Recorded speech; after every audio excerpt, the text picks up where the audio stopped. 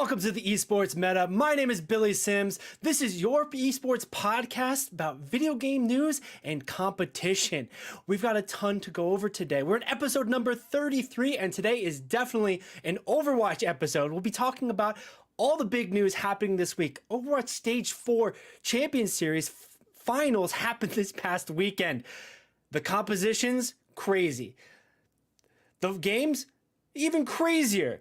We'll be going over the score lines, which teams made it by the skin of their teeth because they are fighting for points, and some barely got through. Others didn't make the cut, getting knocked out. We've also got Season 13 starting right now. Today, Overwatch Season 13's Battle Pass just came out, and some big implications. We've got a somber rework we're going over, as well as some maps.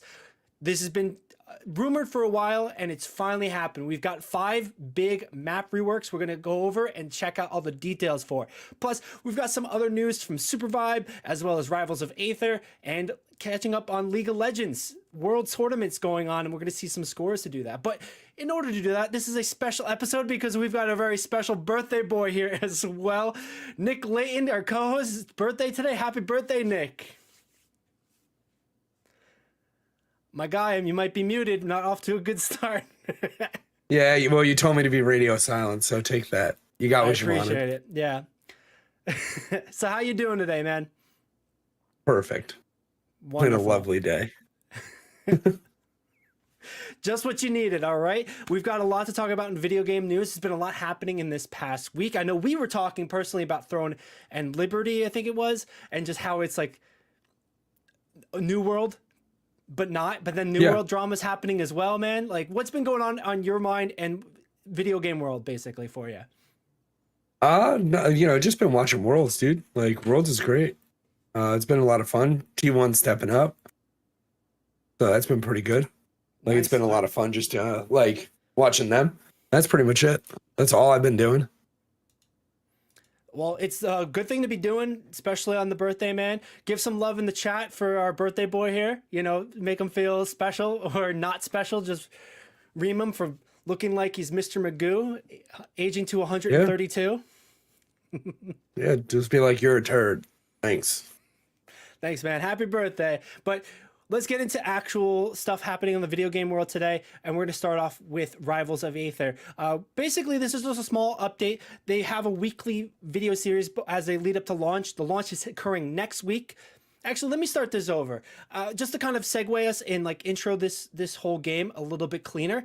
Rivals of Aether is officially launching next week, about a week from today. Tuesday the 15th.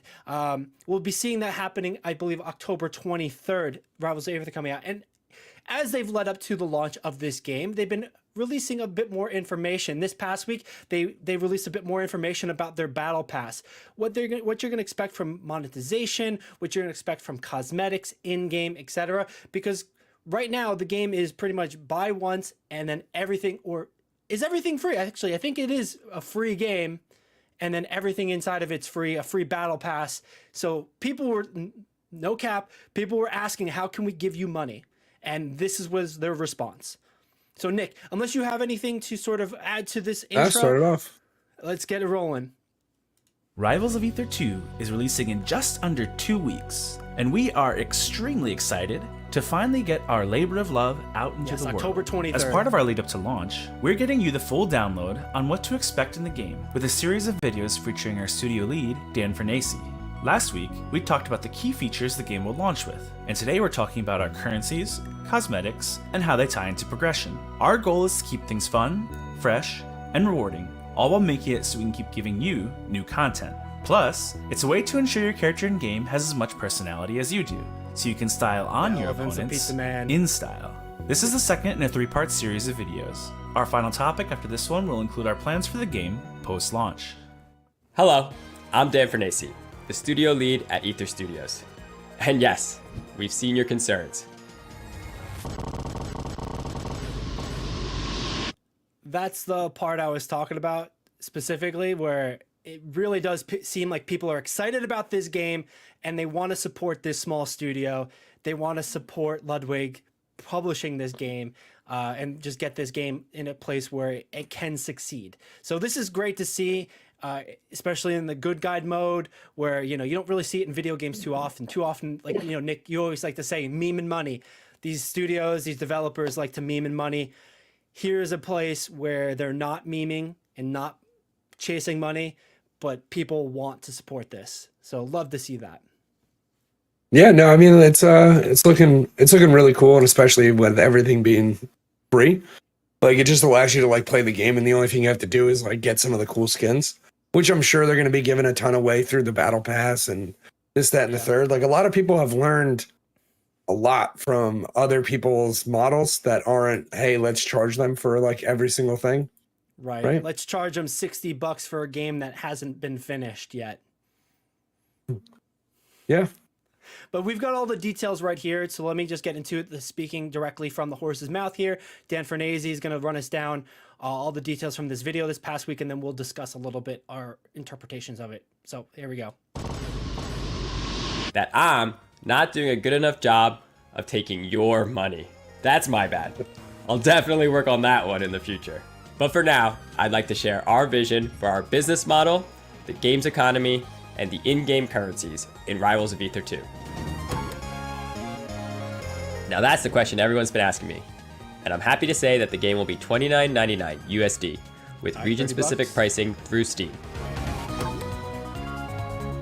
There will be a variety of cosmetics so players can customize their experience. We are designing our cosmetics and economy systems in a way that not only keeps our studio going, but also feels fair to our players. There will be skins that drastically change the look of your character and even add visual effects and sound effects at some of the higher rarities. There'll be palettes that change the colors of your characters on both the default skin as well as some of the premium skins. There'll be taunts so you can style on your opponents mid-match. There'll be icons so you can customize your profile. There'll be emotes so you can talk to your opponent in between online matches. There'll be death effects that change the explosion that happens when you get KO'd. And you can even change your respawn platform for when after you get back. All in all, there'll be approximately 300 different cosmetics in-game at launch. So real quick, I wanted to touch on, I was really impressed when I was watching this the first time that not just the amount of cosmetics to do, but the variety. You're not just getting a costume or a skin, right? They're going to be messing with animations, sound effects that way. The landing platform I thought was cool. And then like something that's kind of unique to fighting games, but I guess it's not.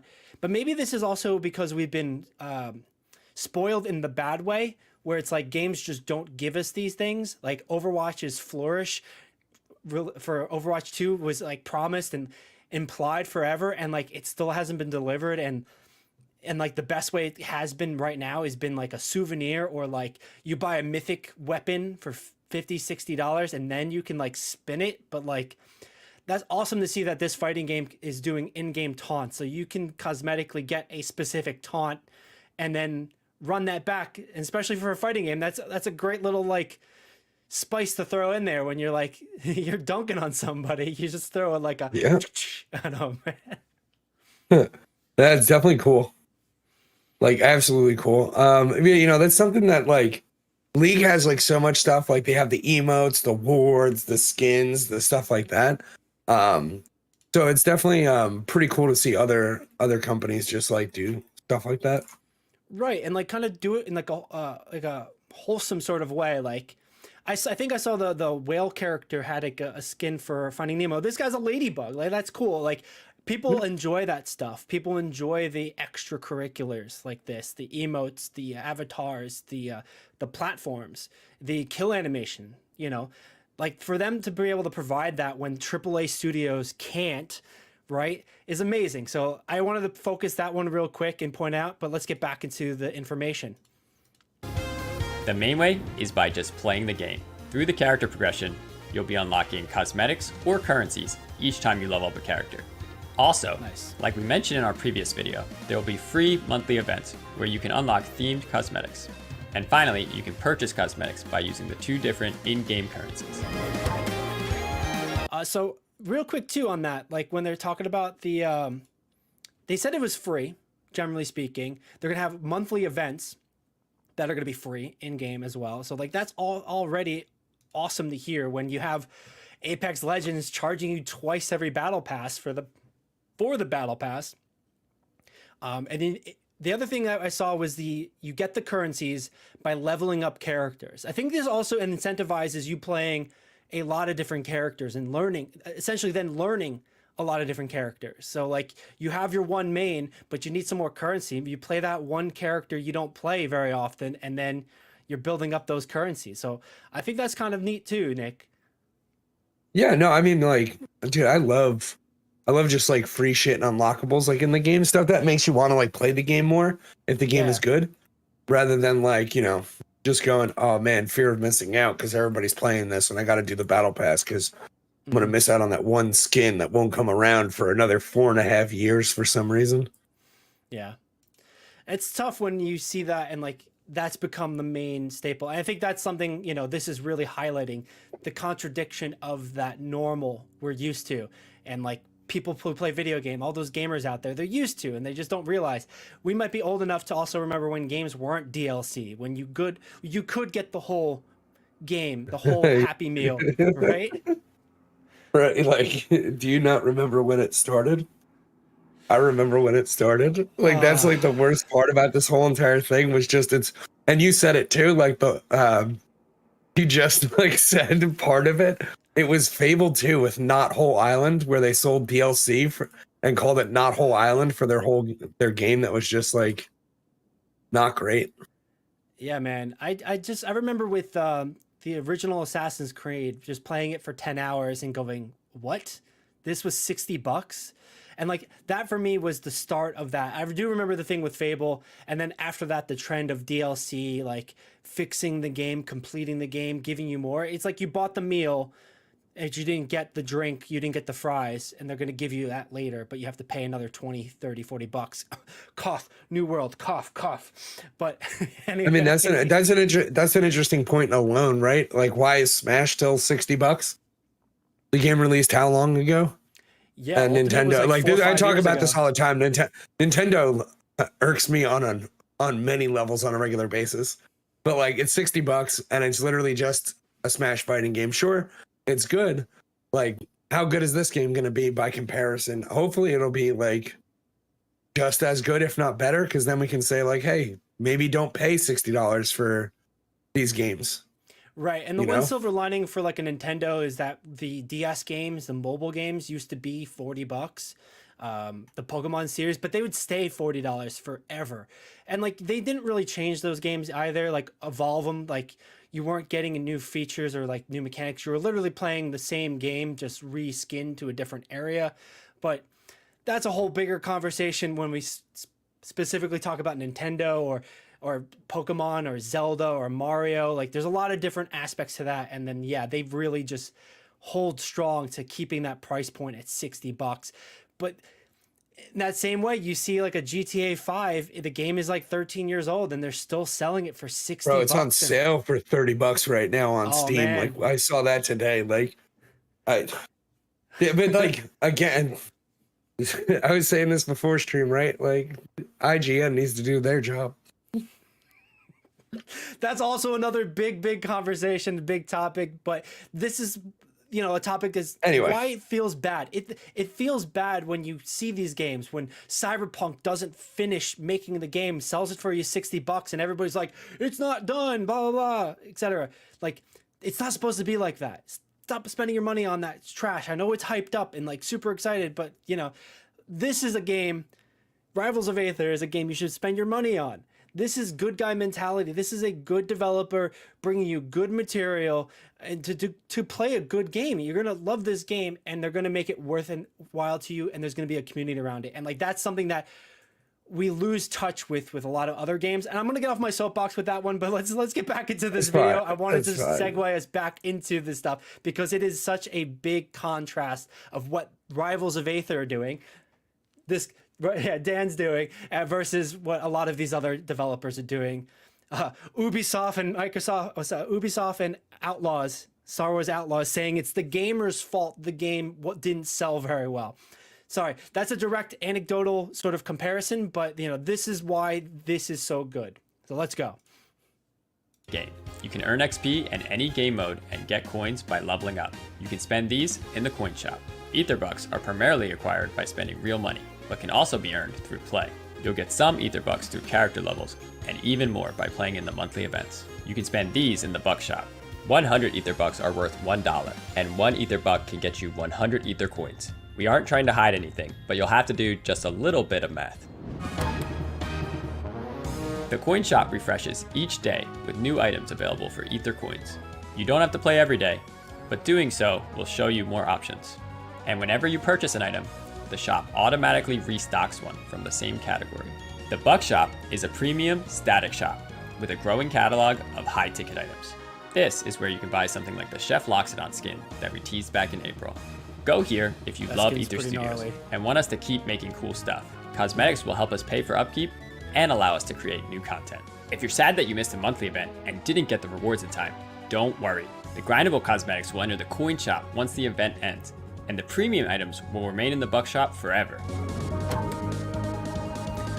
So that touched on something that you were just saying a second ago, where you don't have to wait for these skins to come back. So that's already a lot better of a mentality. They're already giving people a way to get the stuff in game, and then they're doing in a good faith way. And I think that's the best way to play. These guys did their homework.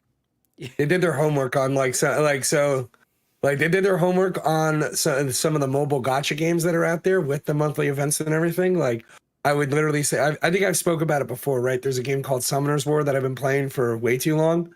Okay. And it's a gacha game. It is one of the best ones that I've ever played. Like, the gameplay's good, whatever, right? But usually in like a game, it's pretty malicious on how much money they want you to spend. Don't spend any money in this game. There's like games. Every single thing, and the monthly events, they literally allow you to buy it later on, like through a coin system that you earn from events anyway. So like these guys are doing their homework on like legal, like Riot, Com to Us, all sorts of games that are very profitable and have long staying power. It seems like they've been taking some nice notes.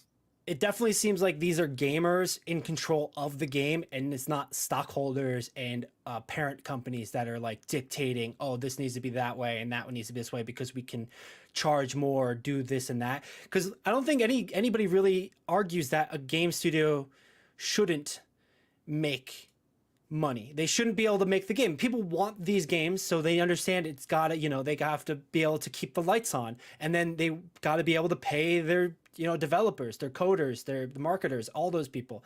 But then it's a point where it's like, is this worth the value? And I think that was a big question we had when Apex's specific controversy of the dual battle pass, they split it into two. It's like, is it valuable? Is it valuable to me as the gamer? And like, if we were to ask that question here, 100%.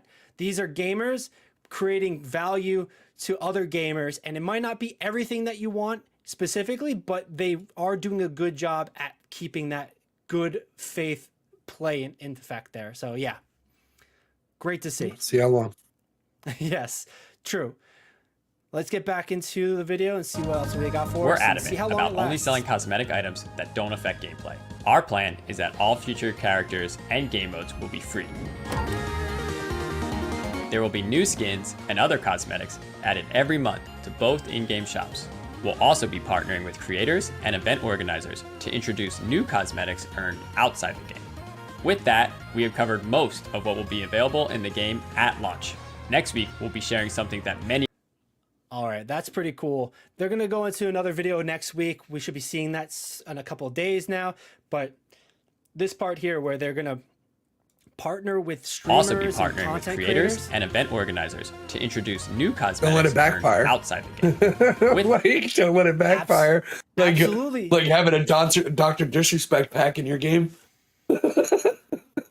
I know, but like there is something to say about the marketing on something like that. The old adage where it's like any press is good press. So like if it is controversial, it's going to get the game in front of a lot more people.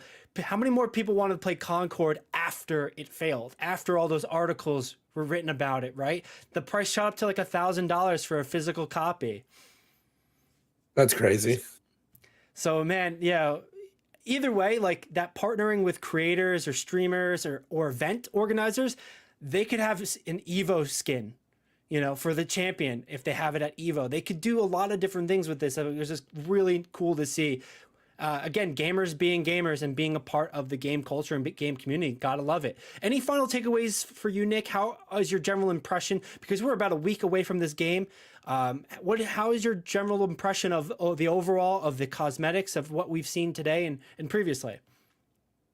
All in all, it looks pretty good. I think like the only statement that I think was like pretty bold was to say that like having a skin and certain skins won't affect gameplay. That would mean that the animations are 100% exactly the same on every single skin. Just like timing wise, everything like that. That's bold as hell. Like that doesn't happen in like in other games. That there's definitely like pay to lose skins. Like especially in like League of Legends, there's pay to lose skins. Like on Yasuo, there's some skins that like literally you can't do some stuff. Like the way that your champion just functions just is slightly different. That's a fair point. That's a fair point, and we'll have to see what happens in the training range. I remember last week we were looking at the laboratory, the practice mode, that you could actually see the hit and hurt boxes of each fighter. So it'll be interesting to see if you can put different skins on and see if there's any differential of the hit and hurt boxes, and if there's not, even the perceived differential, like let's say the elephant character Loxodon, he's got the big pizza hat on and you think you hit his head but you'd miss because it's the hat and it's not the hurt box. Like that could be one of those aspects you're discussing, and that's like a very minor thing, but that's still a perception of the player, and like that's a big part about games. It needs to feel good as well as look good. Exactly. All right, yeah. So definitely we'll keep an eye on that. That's an interesting point. We might have a little bit more transparency with the way this developer has been going, as well as with the practice range, being able to actually see frame data as well as hit and hurt boxes. But I'm excited for this game. It's looking pretty good, and I think we're going to keep on covering it, especially when it's launching next week. We'll give you the lowdown on how it's doing, etc., etc. So stick with us, and we'll keep you posted. But right now, we're going to move into some of our other topics. We have Supervive. We're going to talk about a little bit of an update there. Well, later on we'll be talking about Overwatch, the map reworks, the patch notes, as well as the results. Who won stage 4 and by how much, because it was close. We'll be going over all those details in just a little bit, but let's move into Supervive. All right, Supervive. It's another game we've been talking about, been pretty excited for. It is officially launching.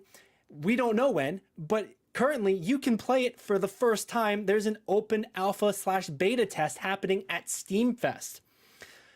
You can log on to Steam right now, and because they're celebrating being at Steam Fest with this game, you can play it this moment. This week, Jess Nam, the executive director of the game, did another fireside chat. We had covered and reviewed some of the information she's provided earlier. We also talked about Joe. Was it Joe, Nick? He was former Riot.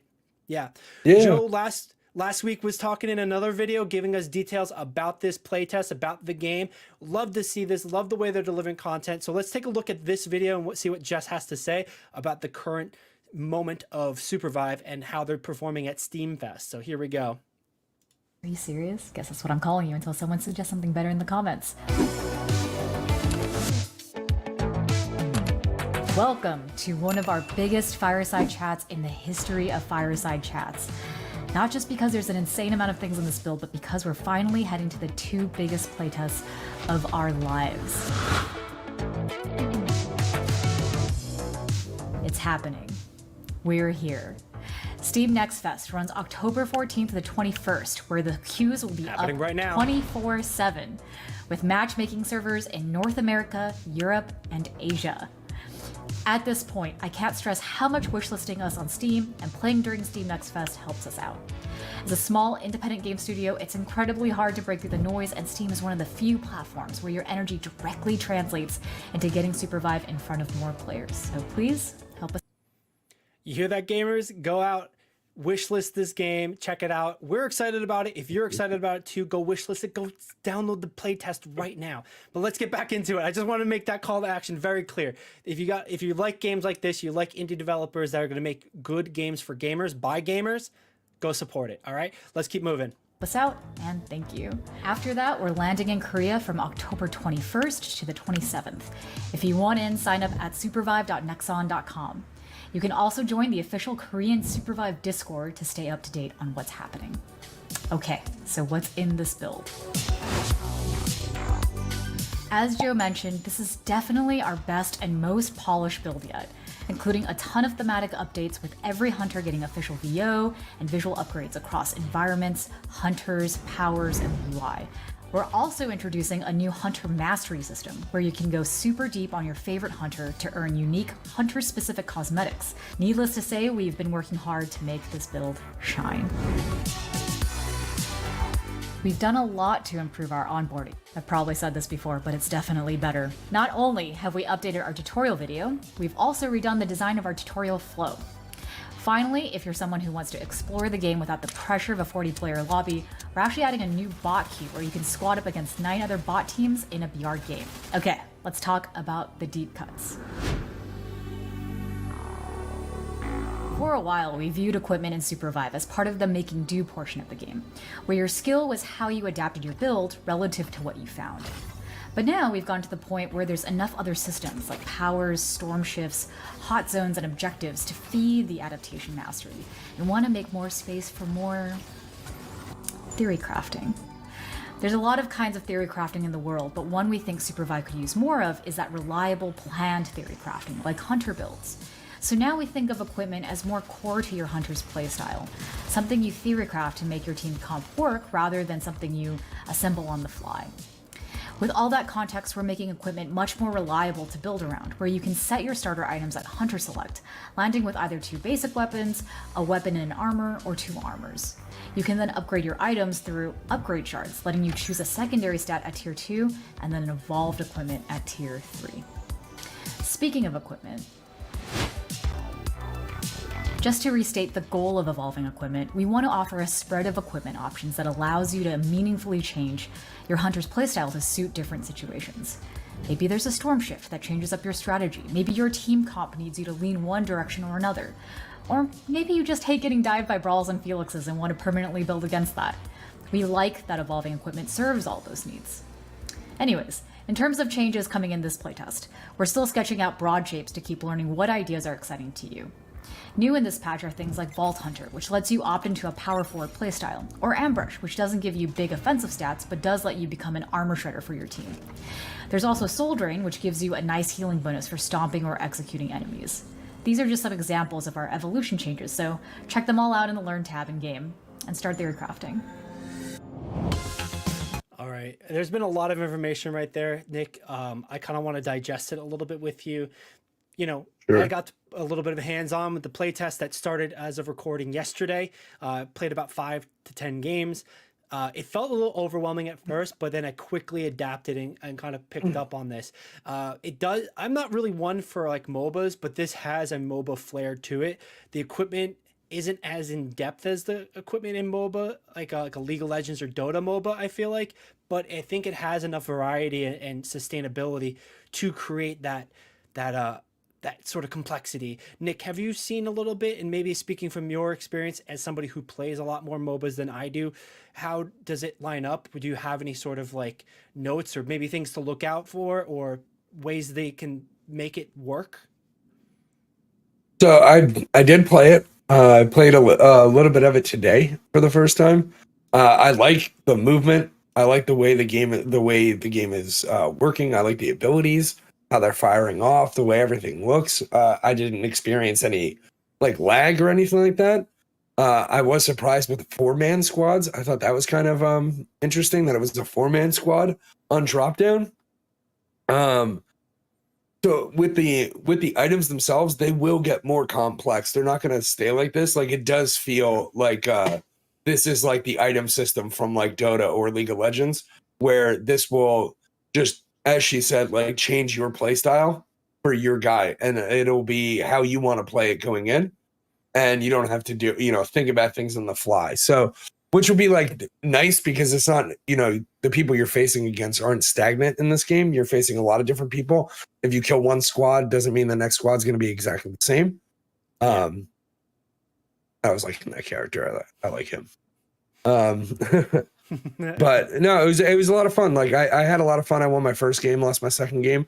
I jumped right in after the tutorial just because like I've played MOBAs before, and like the big thing that sets us apart from like MOBAs is like you're moving with completely separate buttons. So you're moving with your left hand rather than your right hand. Threw me off big time. It definitely is like that MOBA battle royale vibe, which is what the game is, and I think they sell that part really well. I just wanted to jump in on that because I think it is a big selling point, and it will trick some people in that mindset where it's you're moving with the left hand and then aiming with the right hand. But the information's clean.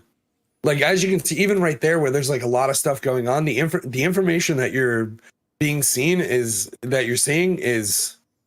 it's very clean. You can definitely tell a lot of stuff. It doesn't feel like Risk of Rain or World of Warcraft, where it's just like, bro, this is just like this is obnoxious. This is like gore for gore's sake, you know? Well, in fairness to Risk of Rain, it's supposed to be like a bullet hell, so that makes sense. But yes. No, I hear you. But you know, at a certain level, it just becomes a little bit too much. But for this, it's super clean. The colors are great. The movement's great. They not even where this game is at right now. There is no reason to really like hate on it except for to critique it. Like, that's the only thing people need to do is just like politely critique this game. Right. And that's it. Even if you don't like something, just say like, hey, I don't like this. And just, say your reasons why. You might be wrong, but, or you might be right. You never know.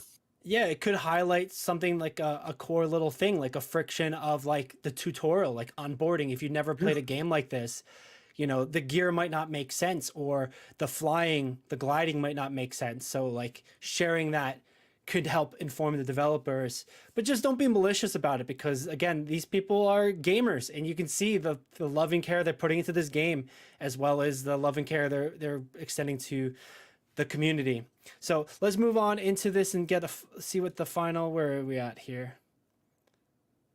I think we're a little bit closer, but let's see the rest of this video real quick and gather our thoughts for the final takeaways. Journey of mastery, intuitive and exciting all the way through for those of you on your 2000th game of Supervive, and for those of you who are just starting. We also want others to be able to witness you and dream of accomplishing that level of mastery.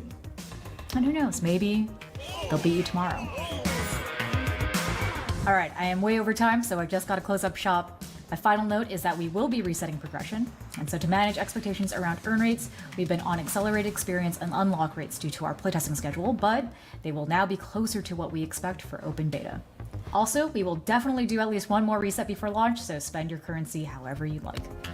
All right, that's it from me. You can read our full list of changes on Steam or Nexon.com for the first time. And once again, while you're there, please wishlist us and follow us and subscribe here and leave a comment and like us. Thanks. Bye, and I will see you next at NextFest. All right.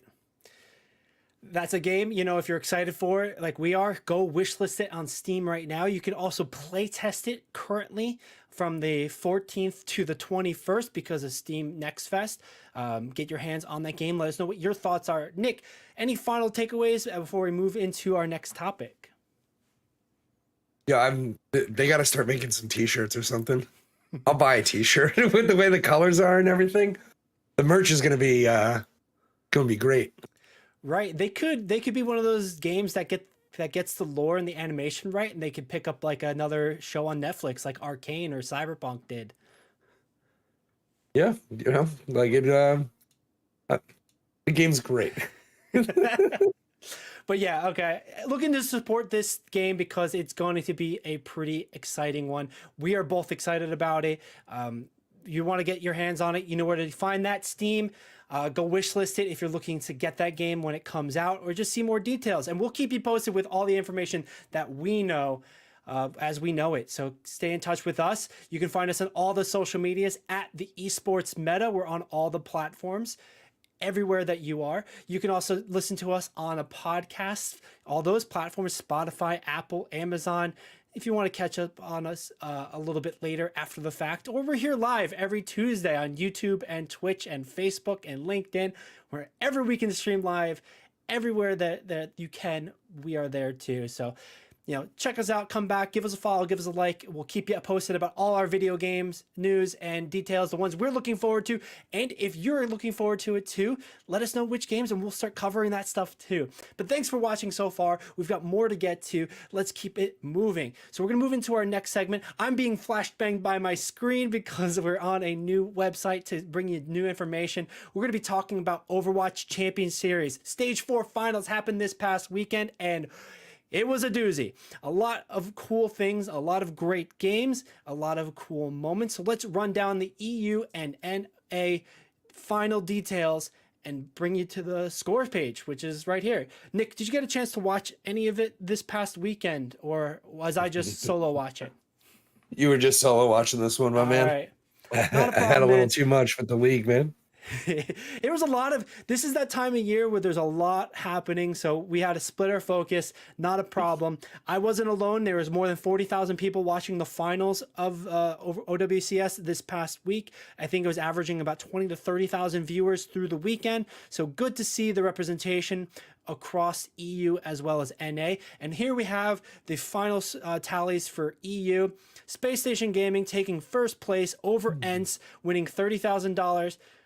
Not going to harp on that prize pool too much, but I think this is the second or third time that Space Station Gaming has won a championship as far as OWC is concerned, bringing them to official first place here at the end here. ENCE taking second place, Twisted Mind having a bit of an upswing in the good way. They were definitely down and out earlier this year, but see them come back and place third, walking away with $10,000 is great to see. The rest of the top 8 here, Virtus Pro, SR Peak Check, Piece of Cake, One Man Army, and Vendetta rounding us out on the top 8 of the leaderboard for EU.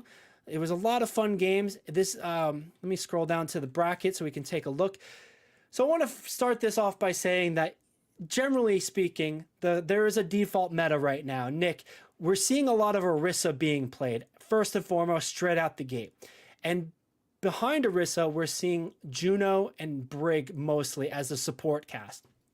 Beyond that, we're seeing a very flexible DPS roster. We're seeing Genjis, we're seeing Widows, we're seeing Sombras, we're seeing Maze, we're seeing Pharahs, we're seeing Echoes. We're seeing a huge variety of DPS to cater to the moment, which is awesome to see. And because we're seeing that then, that default comp is then evolving from an Orisa base to a Juno base. Orisa's getting swapped out for Divas, for Sigmas. We saw some Reinhardt, we saw some Malga, not really, but as a specific counter pick at times.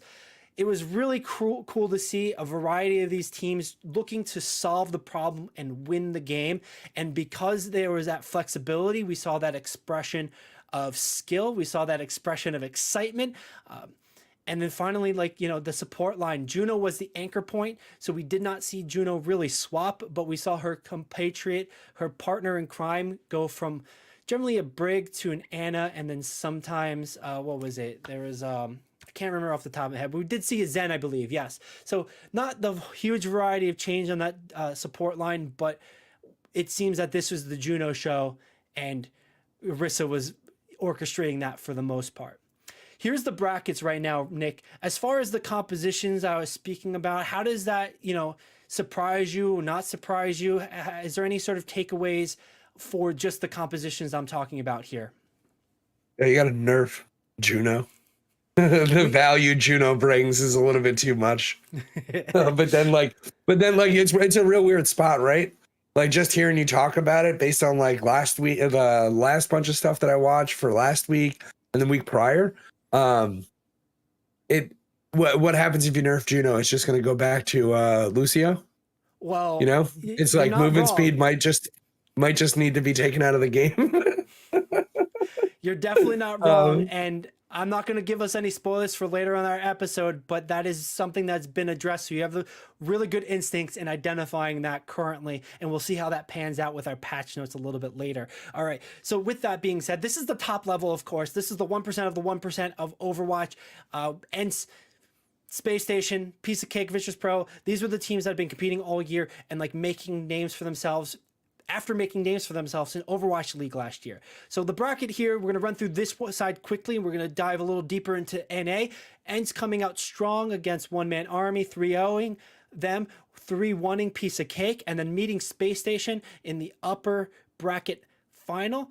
ENCE winning 3-1. We've seen this little vendetta, this like sibling rivalry between these two EU teams where ENCE has finally showed up and showed out and can beat Big Brother down. But, you know, we're seeing how that then gets kung fu, little judoed, swapped around because in the grand final, Space Station takes a definitive 4-0, running Reinhardt, Mei, Sombra against Widows, against Cass, against Genjis. Like, they were able to run it down mid and overtake, and just like, they did a great job in showing, okay, we've got understanding of this meta. We have a strong suit in this meta. Let's just dominate. And that's what they did here. And showed a lot of life. They've been up there, they've been making those plays, but they couldn't quite get past Space Station a second time to win it. You know, so it was a nice shift from what we've seen. ENCE did win stage 3, I believe. They did made a good showing at EWC. Let's see how they're going to end up doing for the brackets for DreamHack, because that's ultimately what they're all fighting for here. Nick, I gotta admit, I forgot to prep the points for that. So, you know, as far as seeing that bracket, I'm going to search right now for those points in the background here. What you need to search for is what I said last week, which was, I'm pretty sure Space Station Gaming was something to look for based on when we were looking at the, what was it? We were looking at the chart. We were looking at the Excel spreadsheet, and I was like, I'm pretty sure like Space Station Gaming over here can do some movement. Looks like they're on the upswing. Nice little uptick that they had. But hey, let's see. Like, they've certainly been on top of it for a while. They've been showing their dominance. They had a little bit of a slow start, but they've definitely come to their own. Okay, I've got the points here. Let's take a look at the EU point bracket, see who's going to DreamHack, because this one was less close for sure, but it is one of those fighting for positioning situation here. Why is this only for stage 2? Let's bring it to stage 4. All right, still not having it. Don't have it. Let me back it out real quick. Here's the real question I have, right? So we have all these teams that went through like 4 stages, right? Okay. God, I hope they name this something. Like, I really hope. I hate saying stage 2, stage 3, stage 4.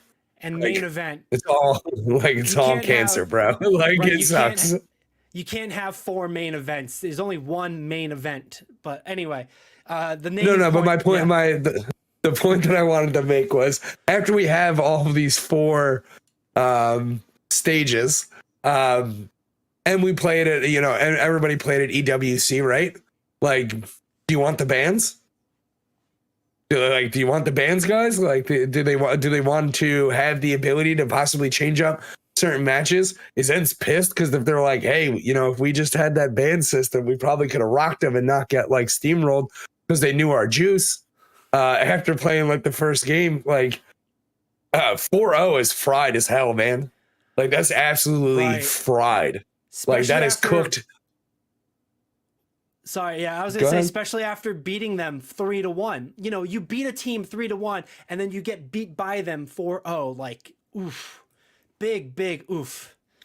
But we're back. I got the points now for EU. Let's take a look at this. Space Station Gaming is sitting on top with 1,500 total points. ENCE with a very close second place, 1,550. Only a 30-point difference, which is great to see. And they're just vying to start to see where they place in the overall international tournament at DreamHack Stockholm coming up in November, I believe. Twisted Minds made that jump up 2 spots to tied for 3rd place, which is interesting with Vitrus Pro. Vitrus Pro did not have a great showing on this tournament, but they're sitting comfortably where it seems that, are they invited? Is that the color or no? They might have been knocked out because of it. We'll take a look at the invitations to DreamHack, but that does not bode pretty well. And then you can see that gap after that point. There's a 600-point difference between 2nd and 3rd, and then there's another 300 points between 4th and 5th here, man. Like, it was competitive, and then it was not competitive. And, you know, maybe those picks and bans are something that we say we want to see and that the players are going to say, hey, we need to have this introduced, and we're going to see that happen next year, as well as bigger prize pools, so it makes it worth it for these organizations. But this was a very, very well done tournament. It was very cool to watch. This current patch is a lot of fun to see. And EU did a great job with the competition, and they're going to be a force to fight with when they go against Korea and North America for the first time since EWC. But man, Nick, it is close. You're saying the points, dude. Yeah, look at it. 30-point difference. Pretty ridiculous. 30-point difference. Not much. Basically nothing. As far as like how much they have. And that's tied to the players, right? Absolutely, completely. These are also teams like you guys better be barking for raises, bro. Like these are also teams with, these are also teams with smaller rosters. They only have like 5 players, I believe. I think Ents might have 6, but you know, you're seeing extreme flexibility from these players, extreme evolution of understanding the meta and just adapting and finding solutions. Also, these are the teams with like a lot of Overwatch League players, so it's pretty obvious they were there for a reason. Yeah. All right. Sorry to move on, but we're going to jump into North America. We also going to be talking about points for North America, but let's cover specifically the results.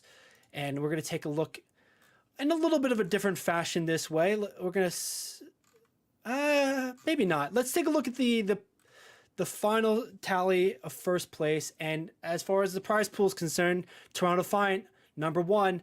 But this is very deceptive because it wasn't this clear cut. It's been this all season. Toronto Defiant doesn't really feel like they have a lot of competition in North America. The other teams kind of show up. They make a ton of mistakes. But clearly Toronto Defiant is the team.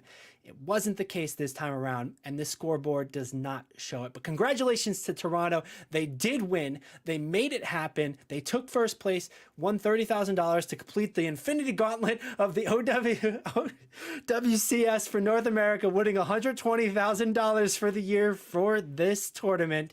So congratulations to them for filling out that total trophy case of this year. But another big congratulations to Nightmare here, taking second place, and it was close. TSM took us third place, and then Fluffy Aimers, a team that we were talking about before this tournament started, this part of the tournament started, as being that like underdog, but like they're going to show some gusto. They're going to show their moxie and make a name for themselves here. And hopefully those players can take those points and slingshot it into another team or slingshot them into next year for sure. Nick, currently here, I know I've already given you the storyline of like, man, Toronto Defiant, $120,000 prize. Nightmare, it was a lot closer than you would think. Any sort of takeaways or thoughts as we go into the bracket here off of this prize pool for second, third, etc.? Toronto Defiant probably should have threw this last one. Like, no joke. People are going to be down in the dumps for next year. Why is that, man? Why is that? Nobody made any money like, except for them. I do. Like, you could have gave some scraps. True. I think Toronto, other than Energy Shock, is the only one that's an official organization. TSM is an organization, but like they do more than just Overwatch. So I don't think their bread and butter is here, but that is definitely rough. Maybe this is just cherry on the cake. They have something, they're winning something. So 10 grand for them. Great. Energy Shock is the other organization, but like we're not seeing Luminosity, you know, we saw earlier this year. We're not seeing M80 that we saw earlier this year. Those aren't like Overwatch associated organizations, but they're esport organizations, and they have not been. And those are probably ones that have been hurting a lot more from that last lack of prize pool that you're talking about. Yeah. No, I mean, I think they're all like the whole league is suffering from lack of prize support. Jesus, surprise port. Give me more money. This is what I get. Man. But yeah, no, I would. Yeah, I would love to see a little bit more for like next year, but they're falling into the same thing that was happening like before when esports didn't have like an actual league. Like right now they don't. Like this is, you know, the Overwatch, you know, league that as it is, but it's not very supported. And where this is going to go is remains to be seen. This is a game too. Like Overwatch is the game that people, like a lot of people can watch, you know? Yeah, So, it's a lot easier to digest, even though it is still pretty cluttered. It's still easy-ish to digest.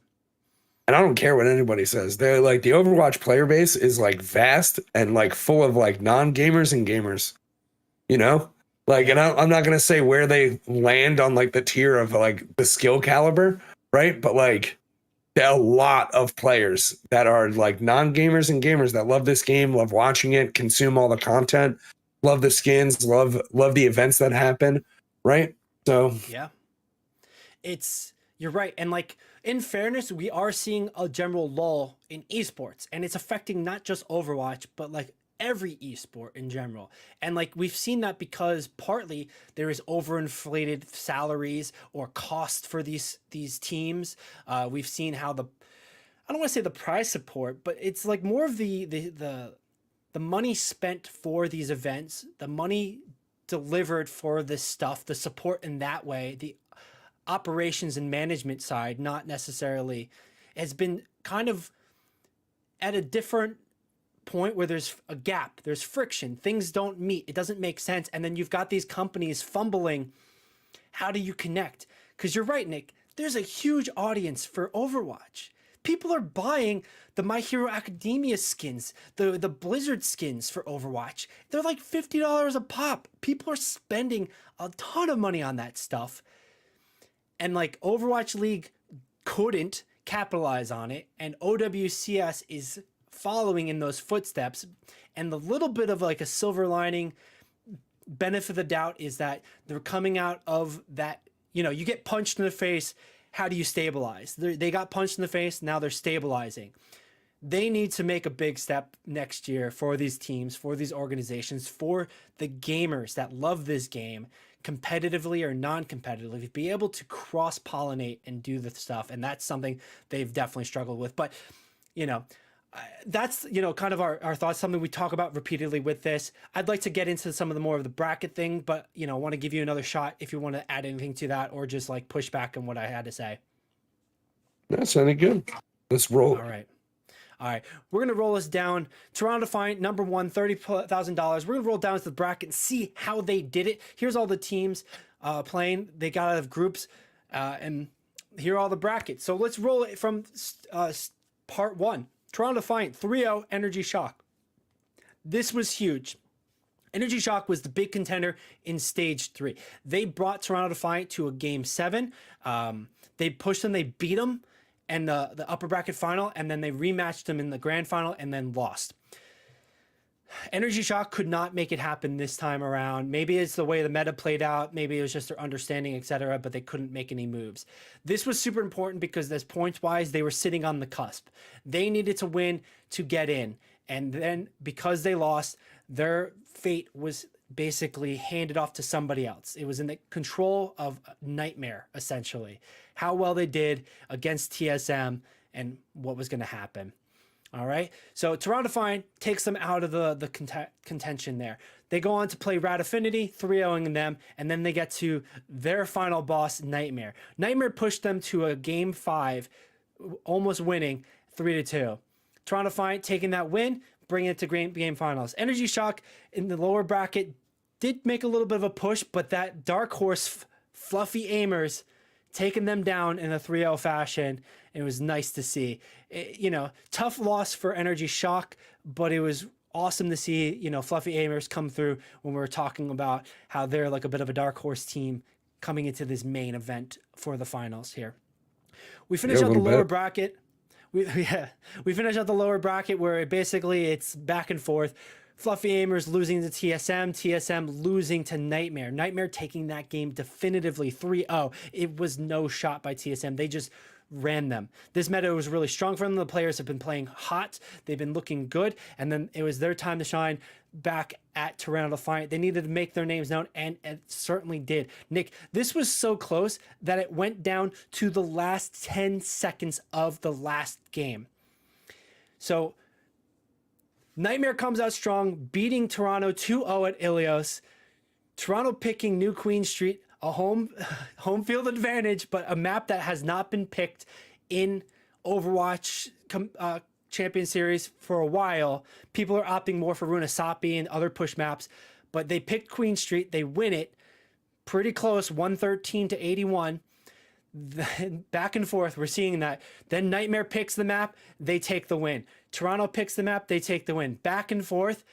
Esperanza goes the way of Toronto, but then Nightmare picks Lijiang and then lose. This went down to, I said, the last 10 seconds, Nick. It was 1-1 in the map, back and forth. They get to Night Market map specifically for Overwatch, Lijiang Tower, and it's like 80-something% to like 70%. The point gets flipped. They go back and forth. It's like 95% to 99%. The last 10 seconds, they make the touch. They pull out a clutch. Sugar Free does an incredible deflect timing against the Cassidy on Nightmare. They they just roll them from that. You saw a bronze moment in that moment. There was so much skill, but then that skill brought out so much chaos because it was literally 99 to 99, 10 seconds left, and everybody threw their ult to try to win the game, to try to win that $30,000 on the line right there. And Toronto Fight came out on top, much in part to Sugar Free clutching it up on a deflect from Genji, which is just amazing. So again, the scoreline initially did not show how close it was. I hope this identifies a little bit more how close it was. And I really urge you, if you're a fan of Overwatch, this was a fantastic game to watch. Go watch the VOD for Toronto versus Nightmare and see just how it was done, because boy, Seeker was lighting heads. He was clicking heads, lighting them up. Then you had Sugar Free making moves, Merit making moves. You had someone as the tank just like dominating and just rushing backline. But then you had, oh my God, you had Infected running Wrecking Ball at times and like just counter picking and it was an incredible game to watch through the comps around. So if you're a fan of Overwatch, go watch this VOD. It was fantastic to do. Nick, I've spoken a lot about this. I've spoken a lot about the brackets. I want to check in with you. How you doing? What are your thoughts here, man? That was a lot, bro. No, I mean, like, just looking at this, like, honestly, it looked like it was really, really close, except for the last two matches. Even though like the last match went down to like the 10 seconds, like it seemed like their mental was Nightmare's mental was hit a little bit off of the previous map with Esperanza or whatever it's called. Yeah, Esperanza was definitely a Toronto pick, and I think they were able to make the dive happen a little bit better there, and not necessarily Nightmare wasn't able to control that dive as much. So definitely you see that big 40, 55 point difference there. It was definitely more Toronto's map for sure. But man, Lijiang was close. Lijiang was, there was so much skill expression and moves being made. We saw Sombras coming out trying to take down Widows. We saw Widows making crazy flick shots. Like, it was incredible, man. I'm hyping this up. Go watch the VOD, dude. It was great. I bet it up a little bit too much for me, bro. I'm gonna go into it and be like, man, it's not going to disappoint, man. It's not going to disappoint. I wish we had more time so we can like watch some of the highlights and break down some of the big plays, but you know, we have a lot more to get into. Congratulations to Toronto Defiant on taking first place. Congratulations to Nightmare for also getting second place, but putting up such a hell of a fight. Fantastic tournament, boys. Congratulations. I can't wait to see you at DreamHack and see what you can do. And hopefully the meta stays in a point where it's going to be this competitive and this fun. It's not going to be lopsided like we've seen sometimes in the past. From there, let's take a look at the points, see who's going to be going to DreamHack specifically. Toronto Defiant, we already knew. They've already booked their tickets months ago. 2,000 total points here. For some reason, it won't highlight, but you already see it right there. 2,000 points. First place. The next highest is Nightmare with 1150. North America was a lot closer on who's going to get it other than Toronto. But Toronto, man, just taking first place across the board. All those points with the same 5 players. Incredible job. We'll see you at DreamHack. Let's see how you guys do against international teams and make a mark just like you did at EWC. Nightmare, bringing itself up to number 2 spot with 600 points for this stage. And like I said, Energy Shock's their destiny was in control of Nightmare. Nightmare won, they were in. If TSM won, they were out. And you can see that right here. Energy Shock took 3rd place. They're going to DreamHack with 970 points. They only got 300 points for this stage, but they beat out TSM by 40 points. TSM was 4th place with 930 points. This was close. This came down to the lower bracket finals and a decision there, and just how it was played. And wow, man. This was something we were talking about last week with the points and how they're player focused, player centered, and that, it was anybody's game. Fluffy Aimers, as well. Shikigami, had the spark, the ability, but they just couldn't close that out. Yeah, they all just didn't have the juice, man. It's just Toronto and Nightmare, dude. They were all squeezed and no juice. Citrus Nation, unfortunately, no juice from them. But reminds me of that jackass. Yes. So, congratulations to Toronto, Nightmare, and Energy Shock. We'll see you at DreamHack. We're looking forward to it. I hope Energy Shock does make a better play in this upcoming tournament. They had a little bit of a struggle bus getting 3-0'd. They were able to kind of do some stuff, but not really in this one. So I would love to see them come back strong and be the team we know they can be, as well as Nightmare continuing this hot streak, showing that they know what it takes to get here. So congratulations to all these teams, all these winners, and all for everyone else. Better luck next year. Hopefully there's more prize support so that you could be an organization that makes sense to compete. But thank you for playing, and looking forward to watching you guys next year. All right, Nick, we're wrapping up the OWCS portion of the show, but man, that was a lot. And I kind of need to take a sip as I prep us for the next part, which is going to be patch notes for Overwatch. I need to take a sip of water, so I need you to vamp for me real quick. We're gonna go into patch notes for Overwatch. Absolutely amazing. Let's pull up Overwatch patch notes where they're gonna buff Malga because no one wants to play him anymore, and they just made all their skins. Right? I didn't even look at the patch notes, man. This is literally I didn't even watch any of these games. So that's just off me saying off the rip, trying to be a trolly person. But well, hold on. Sounds like I'm right. Let me throw the developer update up here while I drink a little bit more water and get function of my articulates back together as we dive into it. And I'll save the you're right part for when we get to it. So here we go with the developer update. Give us a little more info this way. And it is sweating. 1 billion degrees in here right now. No AC. Yeah, and it feels great. Hey, They're real it's Aaron people? from the Overwatch team, and we're back with another developer update. The Season of Spellbinders is Overwatch's lucky number 13 season, and we're looking forward to sharing some of the tricks and treats we have for you at launch.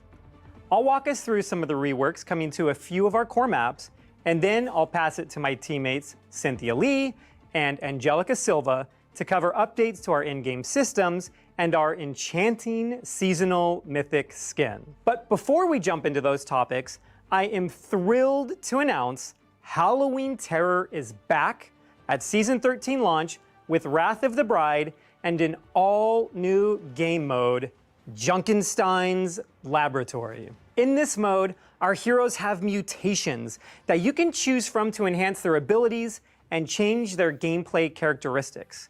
For example, you could upgrade Orissa's ability Javelin Spin to propel her off the ground and take flight. Or maybe you queue up damage and choose to upgrade Genji's Deflect to protect yourself 360 degrees from all directions. You could upgrade Moira by bending Coalescence to your will to be purely healing or purely damage. We all know which one you're going to pick. Whatever you decide, we want you to have a great time customizing and trying new things with your upgrades. The purpose of this mode is to put the power in your hands to decide how you build out and customize your hero's talents. We can't wait to see what shenanigans and strategies you uncover in Junkenstein's Laboratory.